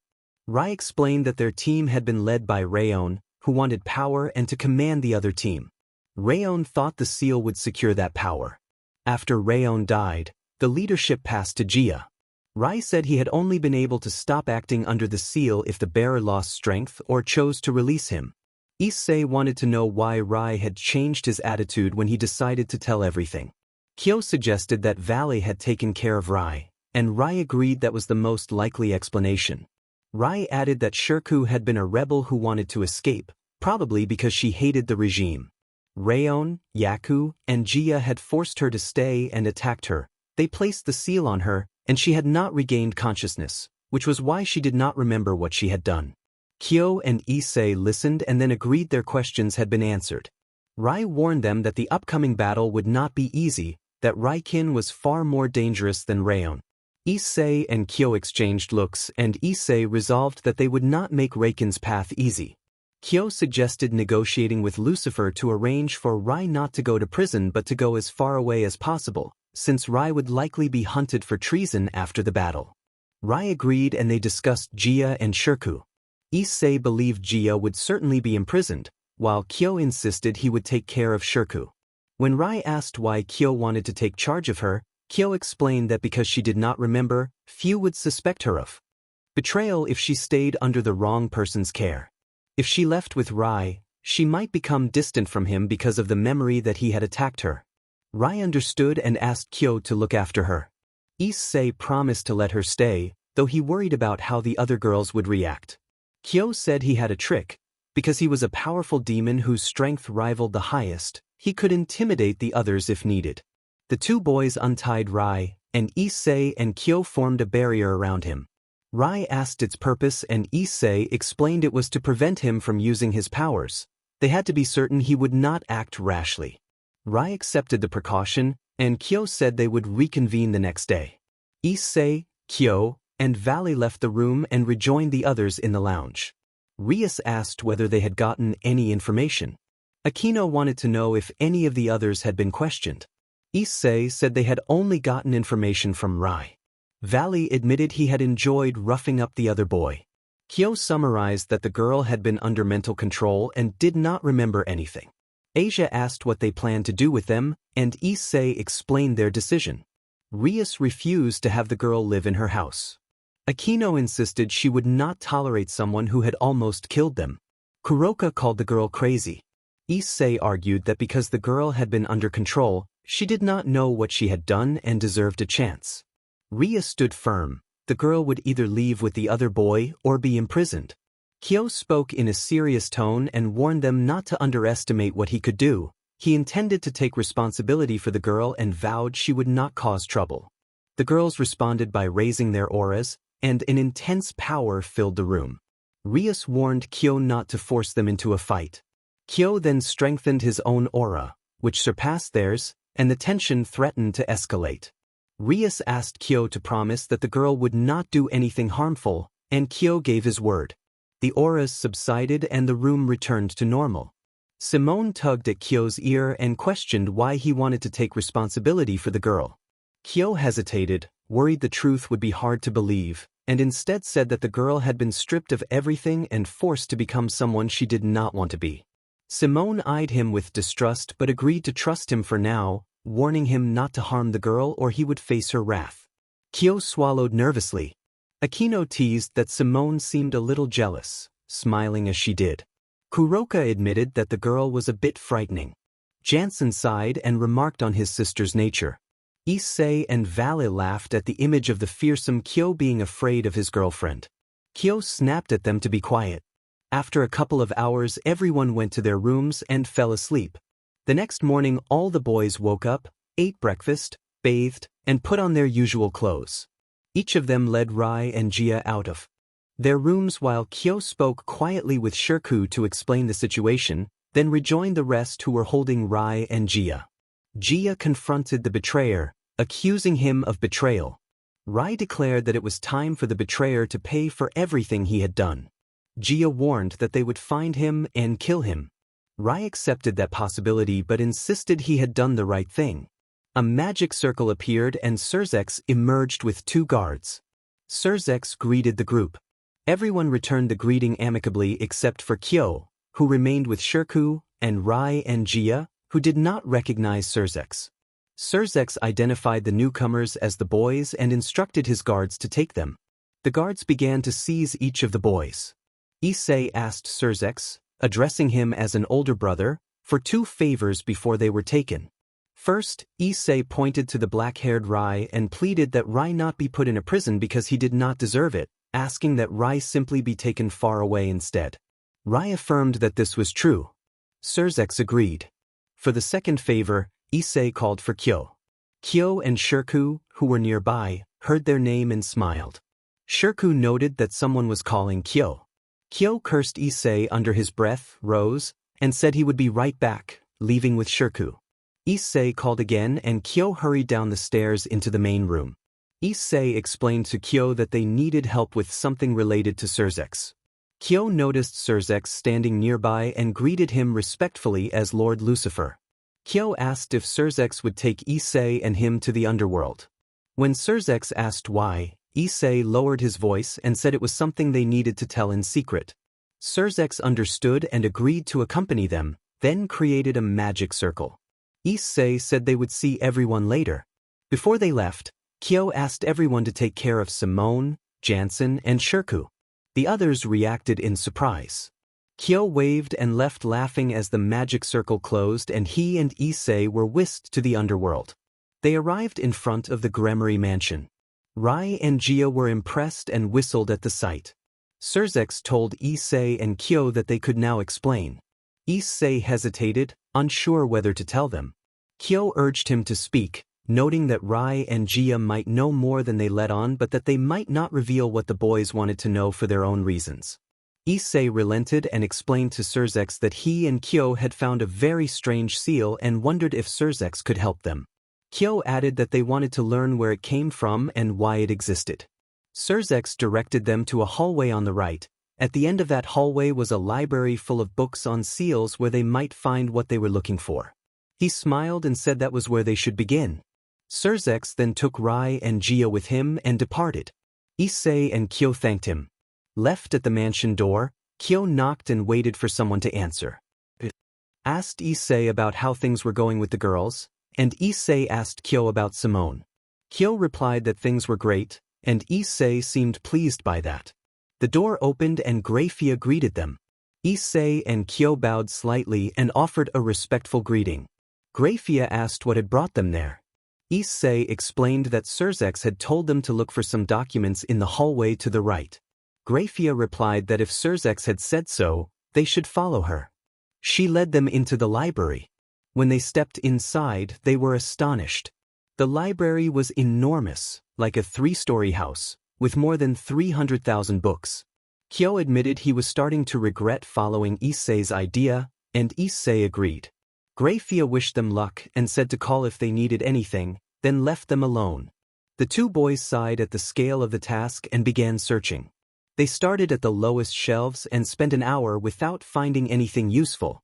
Then they retrieved a ladder and searched higher shelves.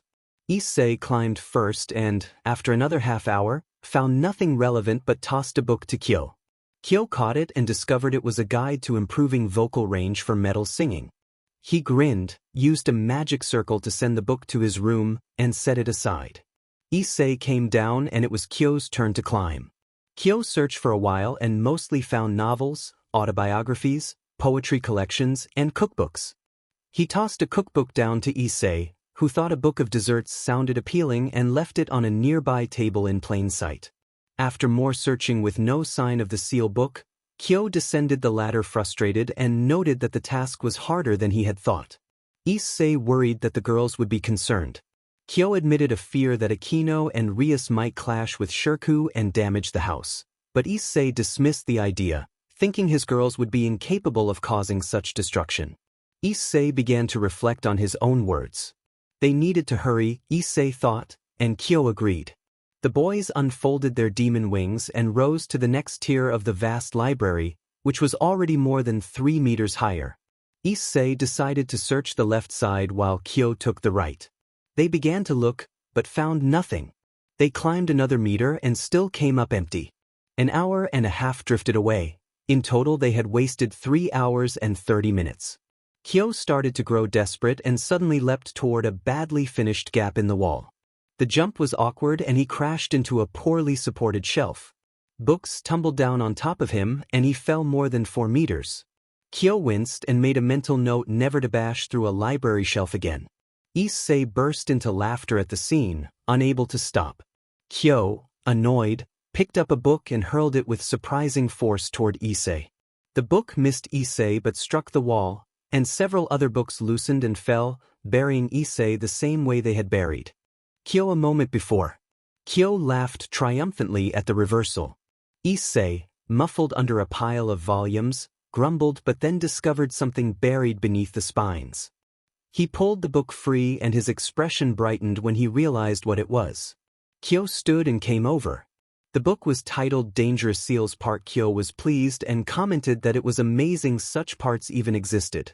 He also pretended to be magnanimous about helping. Issei argued that he had actually found it, reminding Kyo that it had been Kyo's blunder that had made the discovery possible. Kyo insisted that without his mistake they might never have found it. They traded playful accusations until Kyo suggested they move on, relieved to finally have what they needed. They took the book to a table and Kyo began to read aloud to himself. He explained that seals could represent many things: chains that bind a demon's power, clan symbols, memories of the past, or glimpses of the near future. Issei was impressed. They began scanning the book for a specific list of seals but came up with nothing at first. They read names out loud as they searched. Issei recited Oroba, Agars, Gremry. Kyo named Baal, Phoenix, Asmodeus. Issei continued with Belial, Citri, Astroth. Kyo followed with Orias and Andromalius. Then Kyo noticed something odd. There was a page stuck to the last clan name on the list. Issei asked what it was. Kyo handed him the book and Issei carefully pried the stuck page free, working with extreme delicacy. Kyo wondered how Issei could remain so calm. Issei said there were worse things to worry about and thought of the shopping errands they had endured before. Kyo shuddered at the memory of thousands of stores. Issei continued and finally managed to peel the page away. They read the revealed section. The list continued to clan number. Both boys were surprised.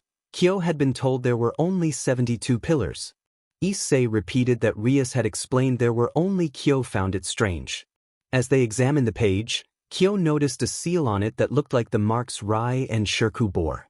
Issei read that the clan associated with the seal was known as descendants of a certain figure, and the name they unearthed made both of them uneasy. They quickly closed the book. Issei realized the implication. If the seal matched Rai and Shirku's, it meant they were related to this legacy. Kyo could not accept it at first. He opened the book again and they read more carefully. The text explained that this type of seal appeared when an individual refused to obey their clan leader. Those marked were forced to follow the orders of whoever controlled the seal through a form of mental domination. Both boys found the idea outrageous and wondered how such a person could have descendants at all. They also wondered why the existence of the clan had been kept hidden. Kyo tore out the page that listed the clan and slipped it into his pocket. He said they would demand an explanation after the upcoming battle against Raikin. Issei agreed. The whole matter felt strange and important. At that moment the door opened and Surzex entered. He greeted them calmly. Issei greeted Surzex and acknowledged him as an older brother figure. Kyo asked Surzex how Lord Lucifer's journey had gone. Surzex reported that Rai had been reasonable and left without causing harm. He added that another boy had tried to attack them but Surzex had dealt with him and the attacker was already in custody. Issei expressed relief.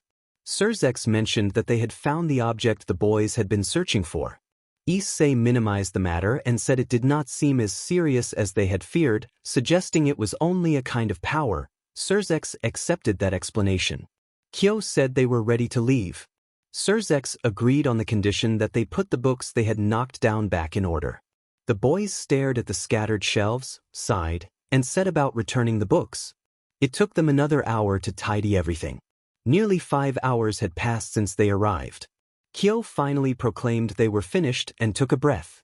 Issei said they could go. Surzex created a magical circle to send them home and wished them luck. Issei and Kyo thanked him and stepped toward the circle.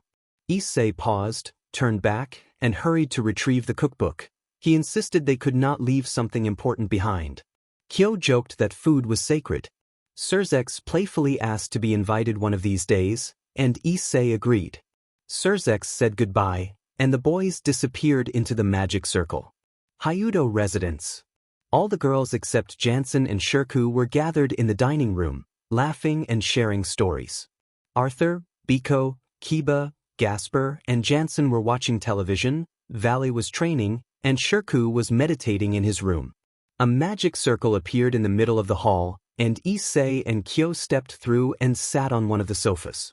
Kiba asked how it had gone. Issei answered that it had gone well. Gasper wanted to know why they looked so tired. Kyo said it had been a bit of exercise, and he thought to himself that lifting books and putting them back 5 meters up was a dreadful workout. Jansen wondered if the exercise had been that hard. Issei began to reply but was interrupted by a call. Rias and Simone called Issei and Kyo to the kitchen in firm voices. The two glanced at each other and swallowed. Both muttered that this did not bode well. They stood and went to the kitchen. All of Issei's girlfriends and Kyo's partner were there, looking serious. Issei asked what was wrong and Kyo echoed the question. Rias and Simone said they wanted to know why the two of them had arrived so late. The boys froze and forced uneasy smiles. Issei whispered under his breath about what to do, and Kyo replied quietly that for now they should say nothing. Rias asked where Issei had been. Issei replied that they had been in the underworld. Simone asked what they had been doing. Kyo explained that they had been escorting one of the prisoners to a cell and ensuring the other left without problems. Aquino pressed them about the delay. Issei said Surzex had asked them for a favor in the library, which accounted for the lateness. Zenobia asked why Issei looked nervous. He denied being nervous and said he was simply tired from spending 2 hours putting everything back in order. Kyo confirmed the explanation. Irina said she hoped their story was true. Rosweiss warned that if they found out either of the boys had done anything improper with other girls, they would not like the consequences. Asia added that they should not want to know what would happen. The group agreed that the boys should understand the seriousness. Issei stammered an apology. Kyo remarked that at least he did not have many girlfriends. Simone pointed out that he still had one and should not think he was exempt. Kyo grew nervous. Rias asked if they were going to greet everyone. Simone said she had missed Kyo and embraced him. Issei went around greeting each of his partners. Rias asked about the favor Surzex had requested. Issei explained that all the books on the highest shelf had fallen and they had been asked to help put them back. Aquino said she was relieved they were not lying. Issei asked if they did not trust him, and when the girls fell silent he joked that the lack of trust hurt. The group apologized. Kyo asked where Shirku and Valley were. Simone answered that Valley was training and Shirku was in his room. Kyo invited Issei to train with Valley for a while, and Issei agreed. Kyo asked Aquino to create a barrier again, and Issei joined in the request. Aquino agreed but warned them not to use their full power. She had realized last time that their combined strength could destroy the barrier. Issei and Kyo reacted to the warning with surprise and a little worry. Aquino suggested the girls accompany them. Rias teased that Aquino could have used the opportunity to be alone with Issei. Akino admitted that she would have liked to, but with Kyo and Vale present her chances were slim, and she sounded a bit disappointed. Rias said they would go along. The girls moved to the training room. They found Vale practicing hand-to-hand combat on a punching bag. Vale let out a roar and broke the bag with a single strike, noting that it was his sixth one broken that day and that he needed something more challenging. Kyo stepped forward and offered to spar. Issei reminded them not to forget him and insisted they owed him a match. Vale said it would be interesting. Issei pointed out a complication. They could not fight at full strength because Akino's barrier could not withstand their combined power. Vale admitted he still wanted a real fight. Akino warned that, since the three of them would be fighting, they could only use their base states. Vale and Kyo bristled and protested. Akino scolded them lightly and then, with a sharp expression, asked what they planned to do, which sent a chill through the two. Kyo and Vale backed down nervously, insisting they had no plan to break the rules. Akino created the barrier and said she would watch them. The boys widened their eyes and felt intimidated. Kyo made a mental note never to mess with Akino. Vale made a mental note never to fight near Issei's girls. They took their battle stances.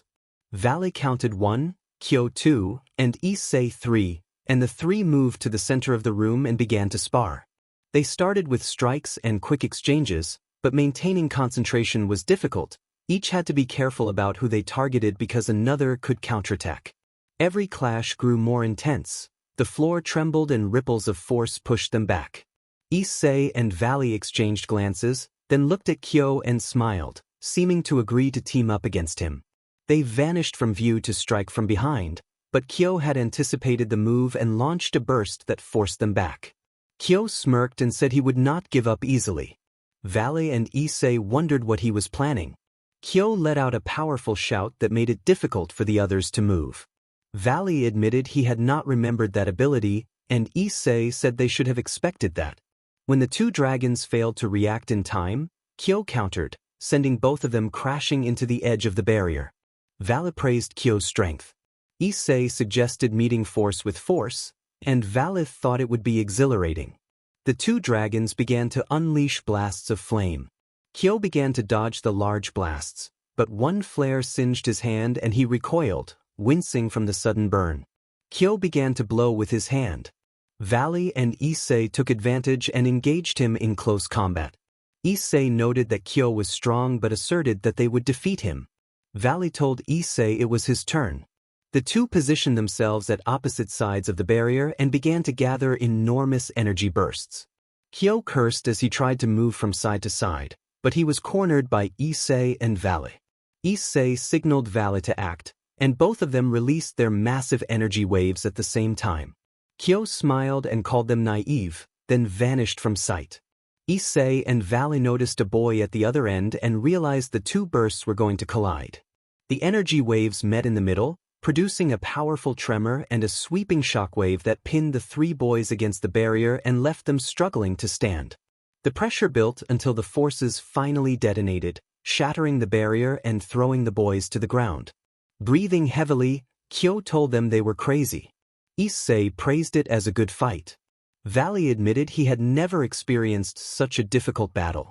The three tried to rise but lacked the strength and remained on the floor for a moment. Issei asked if they did not want to get up. Vale and Kyo both insisted they were fine. Everyone who had been watching was astonished by the intensity of the fight.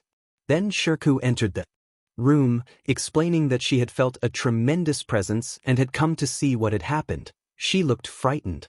All the girls pointed toward Issei, Vale, and Kyo, and Shirku was stunned, her eyes wide with amazement. Kyo entered and saw the black-haired girl Shirku, frightened, on a bed. Shirku asked who he was. Kyo felt confused. He wondered if she did not remember their fight and asked if she really did not remember him. Shirku replied that the only thing she remembered was running away from 4 boys. Kyo asked, trying to step closer, if she would tell him their names. Shirku warned him to stay where he was and that she did not want him to hurt her, so Kyo stayed still. Shirku clutched her head and apologized for the pain, then, returning to the subject, said the 4 boys had been a blonde, a white-haired boy, a black-haired boy, and a blue-haired boy. Kyo's eyes widened in disbelief. He thought it could not be. Shirku tried to remember their names and stammered that they had been Yaku, Jia, Rai, and the other whose name she could not recall. Kyo suggested Rayon. Shirku flinched at that name and asked how he knew it. Kyo said that it was a long story. Velvet. The platinum-haired figure entered the room. Jia remarked that they should see who had turned up. He was standing with his hands tied behind his back and a fresh wound at his head. Valley announced that they had unfinished business and cracked his knuckles. Valley grabbed Jia by the shirt and threw him against a wall. Valley demanded to know why Jia had come, and Jia laughed and said it was none of his concern while coughing. Valley struck Jia hard, forcing him to his knees. Jia taunted that Valley always used violence. Valley said it had worked for him and kicked Jia again, insisting he speak. Jia mocked him, but Valley warned him that he had been warned, then punched him in the face. Jia vowed he would never talk, and Valley said they would see about that. Valley seized Jia by the collar and unleashed a fierce, rapid assault, slamming and throwing him across the room in a blur of fast strikes and powerful blows in an intense, anime-style confrontation.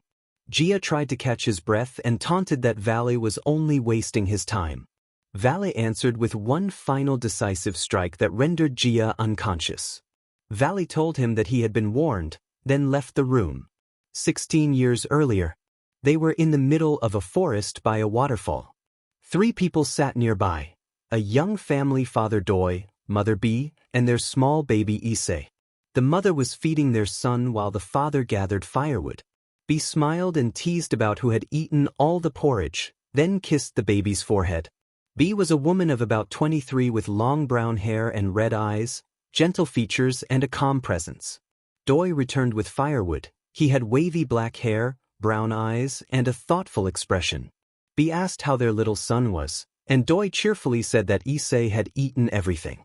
B called the scene tender, and Doi said he was happy to do anything to help their son grow healthy and strong. Doi wondered aloud about how Ansi, Maya, and his nephew were doing. He wrapped an arm around B and said it would be wonderful for Issei to grow up alongside them and watch each other's backs like family. B agreed and joked about the fights that Doi and his brother used to have before her nephew Bai was born. They laughed together. They watched their son fall asleep and then shared a quiet moment. B admitted she was afraid of the future. Doi asked what she feared. B said she worried about Issei's future powers, that he might inherit both Doi's beast mode and the power of a fierce cry from her side, and she feared the anger that power might bring. Doi reassured her that they were his parents and would guide him onto the right path. B hoped Issei would not become a philanderer like their own fathers. Doi laughed and promised Issei would be a good boy. B stroked their son's head affectionately. Then they sensed movement through the trees and stood alert. Doi called out, but there was no answer. They assumed it might be an animal. Suddenly, a sudden burst of power swept past them, and a pair of red eyes appeared in the undergrowth. A man stepped forward from the trees. Ryuko, with dark brown hair, a matching beard, and intense black eyes. He wore dark clothing and carried a hard look. Ryuko announced that he was looking for the baby, pointing at Issei. Doi put himself between Ryuko and his family and declared that he would never hand over his son. Ryuko said they would see about that. A tense standoff followed as the family braced for what might come next. At present, after the battle between Issei, Valley, and Kyo, the girls carried them to the lounge and Asia began to heal their wounds. Issei suggested that next time they should fight in a more open area. Valley agreed, and Issei asked Kyo what he thought. Kyo said anywhere would do as long as it was not here. After more than half an hour, Asia finished restoring their energies. Asia remarked that they had too much power and it had taken a long time to get them back to full strength. Issei apologized.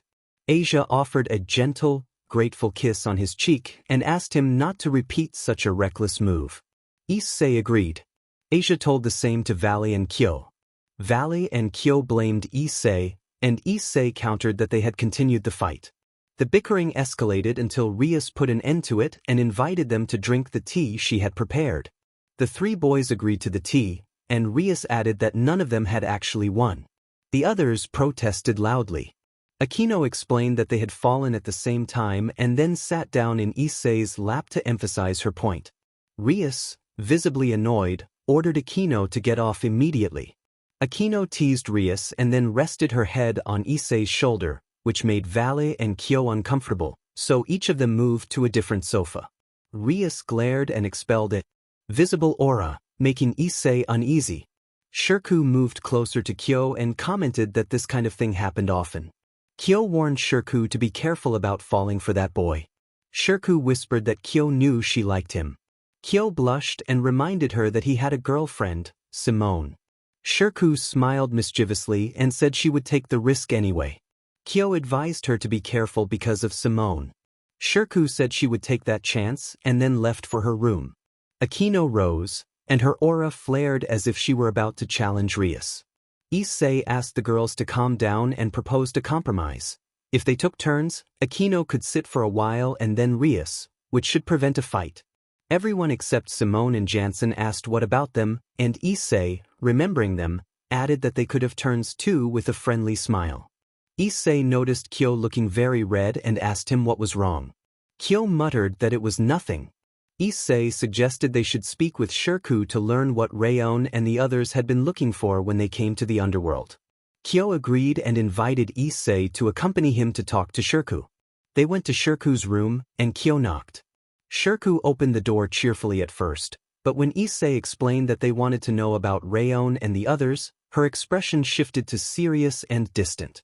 Shirku admitted that she did not want to talk about it at first, but Issei asked for her help. They needed to know what those boys had been planning. Kyo promised they would not tell anyone. Shirku studied both of them, then sighed and began to speak.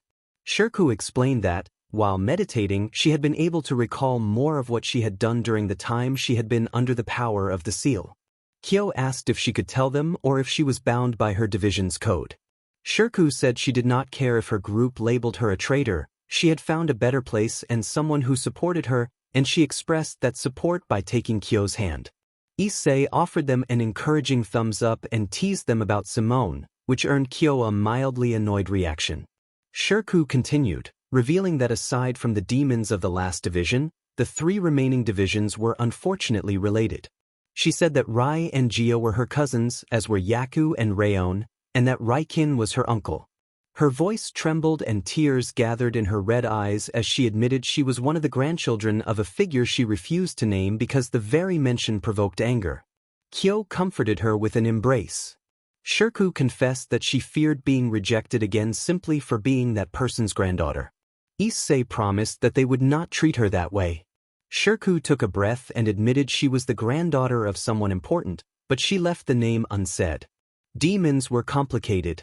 Kyo urged Shirku to speak without fear. Shirku revealed that she was the granddaughter of Satan.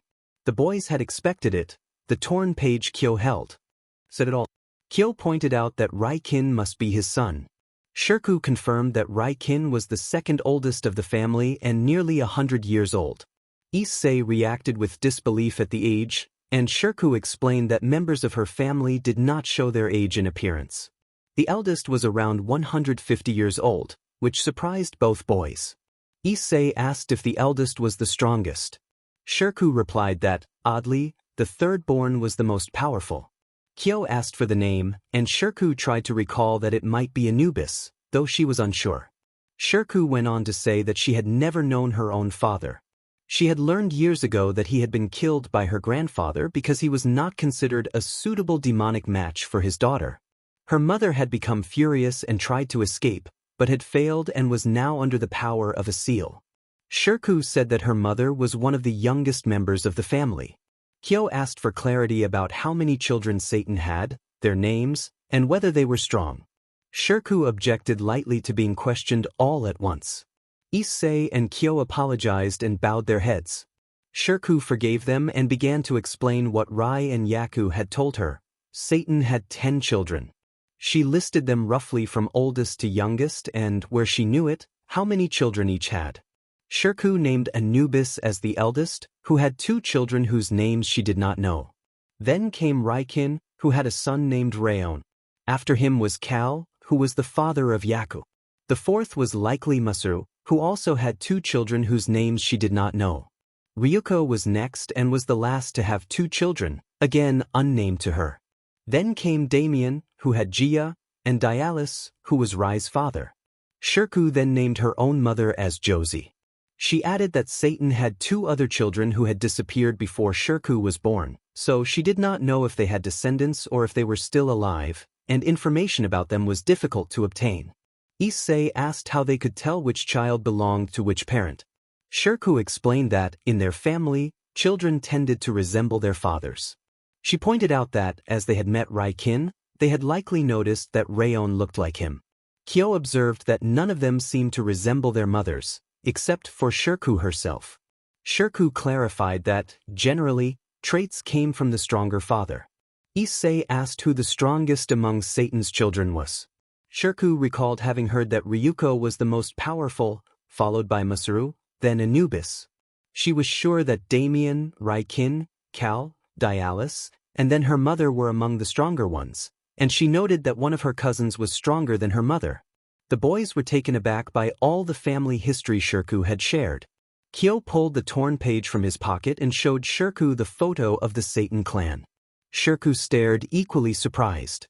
She had never known her family was a pillar, much less that there were 73 pillars. She had only known of Gremory. Issei and Kyo said they had been taught there were 72 pillars and had never heard of Satan's pillar.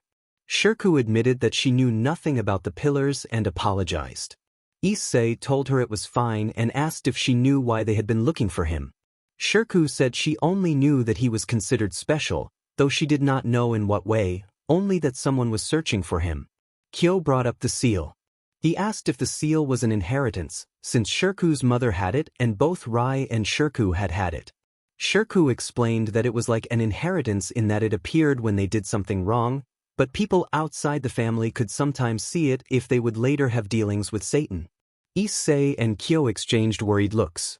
Issei said they had to be prepared for anything, and Kyo agreed. Shirku yawned and told them they should leave because she was sleepy. Issei and Kyo prepared to go. Shirku stood and gave Kyo a friendly peck on the cheek. She asked if they would go out tomorrow. Kyo said he would like to but had to attend the academy the next day to study. When Shirku asked what the academy was, Kyo explained it was a place to learn. Shirku expressed a desire to attend. She had never been. Kyo said he would like her to join and asked Issei to help. Issei said he would speak with Rias to get her enrolled and believed Rias would accept. They said their goodbyes and left the room, talking as they walked toward the living room. As they walked, Kyo remarked on the idea that Satan was searching for Shirku. Issei still did not understand what made him special. Rai had told him the same and he had been left confused. Kyo found it strange, and Issei added that Rai had also mentioned another person who had gone missing many years ago. They wondered if that person might be powerful. Kyo suggested they wait until after the confrontation with Raikin before telling the others everything. Issei agreed, feeling guilty about not telling Rias, Akino, Asia, Kaneko, and the other girls immediately, since they had always been supportive. Kyo asked whether he preferred the people he loved to be safe or to be worried and risking their lives. Issei chose safety. They agreed to keep calm and wait until after the battle to reveal everything. They reached the living room, where only Rias and Akino remained. Issei asked where everyone else was, and Akino said they had already gone to sleep. Rias inquired whether they had been able to speak with Shirku. Issei and Kyo exchanged serious looks. Issei explained that Shirku could not remember what she had done while she had been under the mental control of the seal. Rias told them not to be sad and reassured them that everything would be fine. They would confront Raikin and put an end to it. Rias then embraced Issei. Issei hoped she was right. Kyo said he would go to sleep and that they would return to the studios tomorrow. The boy went to his room. Issei said he would sleep as well because he was tired. Rias asked Issei to wait and told him she would sleep with him that night. Akino pouted and called Rias lucky. Issei reassured Akino that she would sleep with him tomorrow and gave her a brief, affectionate kiss. Akino blushed and went to her room. Later, Issei and Rias were alone in the living room. Issei felt troubled about not being able to tell Rias everything that had been happening, and Rias had noticed his change in mood. Rias asked if something was wrong and Issei, looking at her, said it was nothing. Rias pressed him, insisting he tell her, since he was not usually like this. Issei hesitated, remembering his conversation with Kyo, and admitted that he could not at first. When Rias asked why he had hidden things from her, Issei confessed that he was afraid. Rias took Issei's hand and promised that he could trust her. Issei sighed and reflected that, despite promising Kyo he would keep things secret to protect everyone, Rias deserved to know. He told her that Shirku had revealed something important. Shirku was the granddaughter of Satan. Rias was stunned and repeated that Shirku was the granddaughter of Satan. Issei explained that Shirku hated Satan, and that after regaining her memories she and Kyo had learned that Satan had 10 children, Raikin being one of them. Rias realized that Raon would therefore be one of Satan's grandchildren. Issei nodded. Rias asked again why he had not told her sooner. Issei admitted that he and Kyo had agreed to keep the secret to keep everyone safe, then he turned his gaze away. When Rias asked him directly to answer, Issei, with a few tears, confessed that he was afraid of losing her, Akino, Asia, and all of them. They were very important to him. Rias was surprised by his words. Before he could finish, Rias kissed him and told him he would never lose them, smiling warmly. Issei asked why, and Rias answered that it was because she loved him. They kissed tenderly for a while and then separated, both short of breath, and they simply looked into each other's eyes. Issei remarked that someone had told him she had the most beautiful eyes in the world. Rias smiled. They shared another gentle kiss and then fell onto the sofa together. As the moment deepened, they agreed to go to Issei's room and spent the night close, comforting one another. They told each other they loved one another and then fell asleep side by side. The next day, Issei had just woken and the first thing he noticed was Rias, his red-haired beloved, resting against his chest. He remembered the events of the previous night and smiled. Rias woke and returned his smile. Rias greeted him with a warm good morning and a gentle, affectionate gesture. Issei returned her greeting and asked how she was feeling. Rias said she had never felt better now that they were together. Issei admitted he had never been so happy. Rias told him she loved him, and Issei answered that he loved her too. Quiet, tender moment. Issei said he wished they could stay that way all day. Rias reminded him that they still had to study. Issei agreed, rose from the bed, dressed, and told her he would take a shower while she rested. Rias consented, and after a brief affectionate exchange Issei left the room for the bathroom. As he headed to shower, a voice came from the jewel. Drake acknowledged the events of the previous night and said he had 2 things to tell Issei. For the first, he suggested that someone might know about the matter involving Satan and proposed asking Ophis, noting her vast age and knowledge. Issei agreed that Ophis could be a good source of information. For the second, Drake advised Issei to inform Valley, explaining that Valley could be an important ally and had contacts who might help locate the children tied to the situation. Issei replied that he also needed to speak with Kyo, since Kyo knew more about the subject than he did. Drake urged him to act soon, reminding him that his battle against Raikin was approaching. Issei acknowledged that he had to be prepared and that protecting his family would not be easy. He took a steadying breath and prepared himself for the day.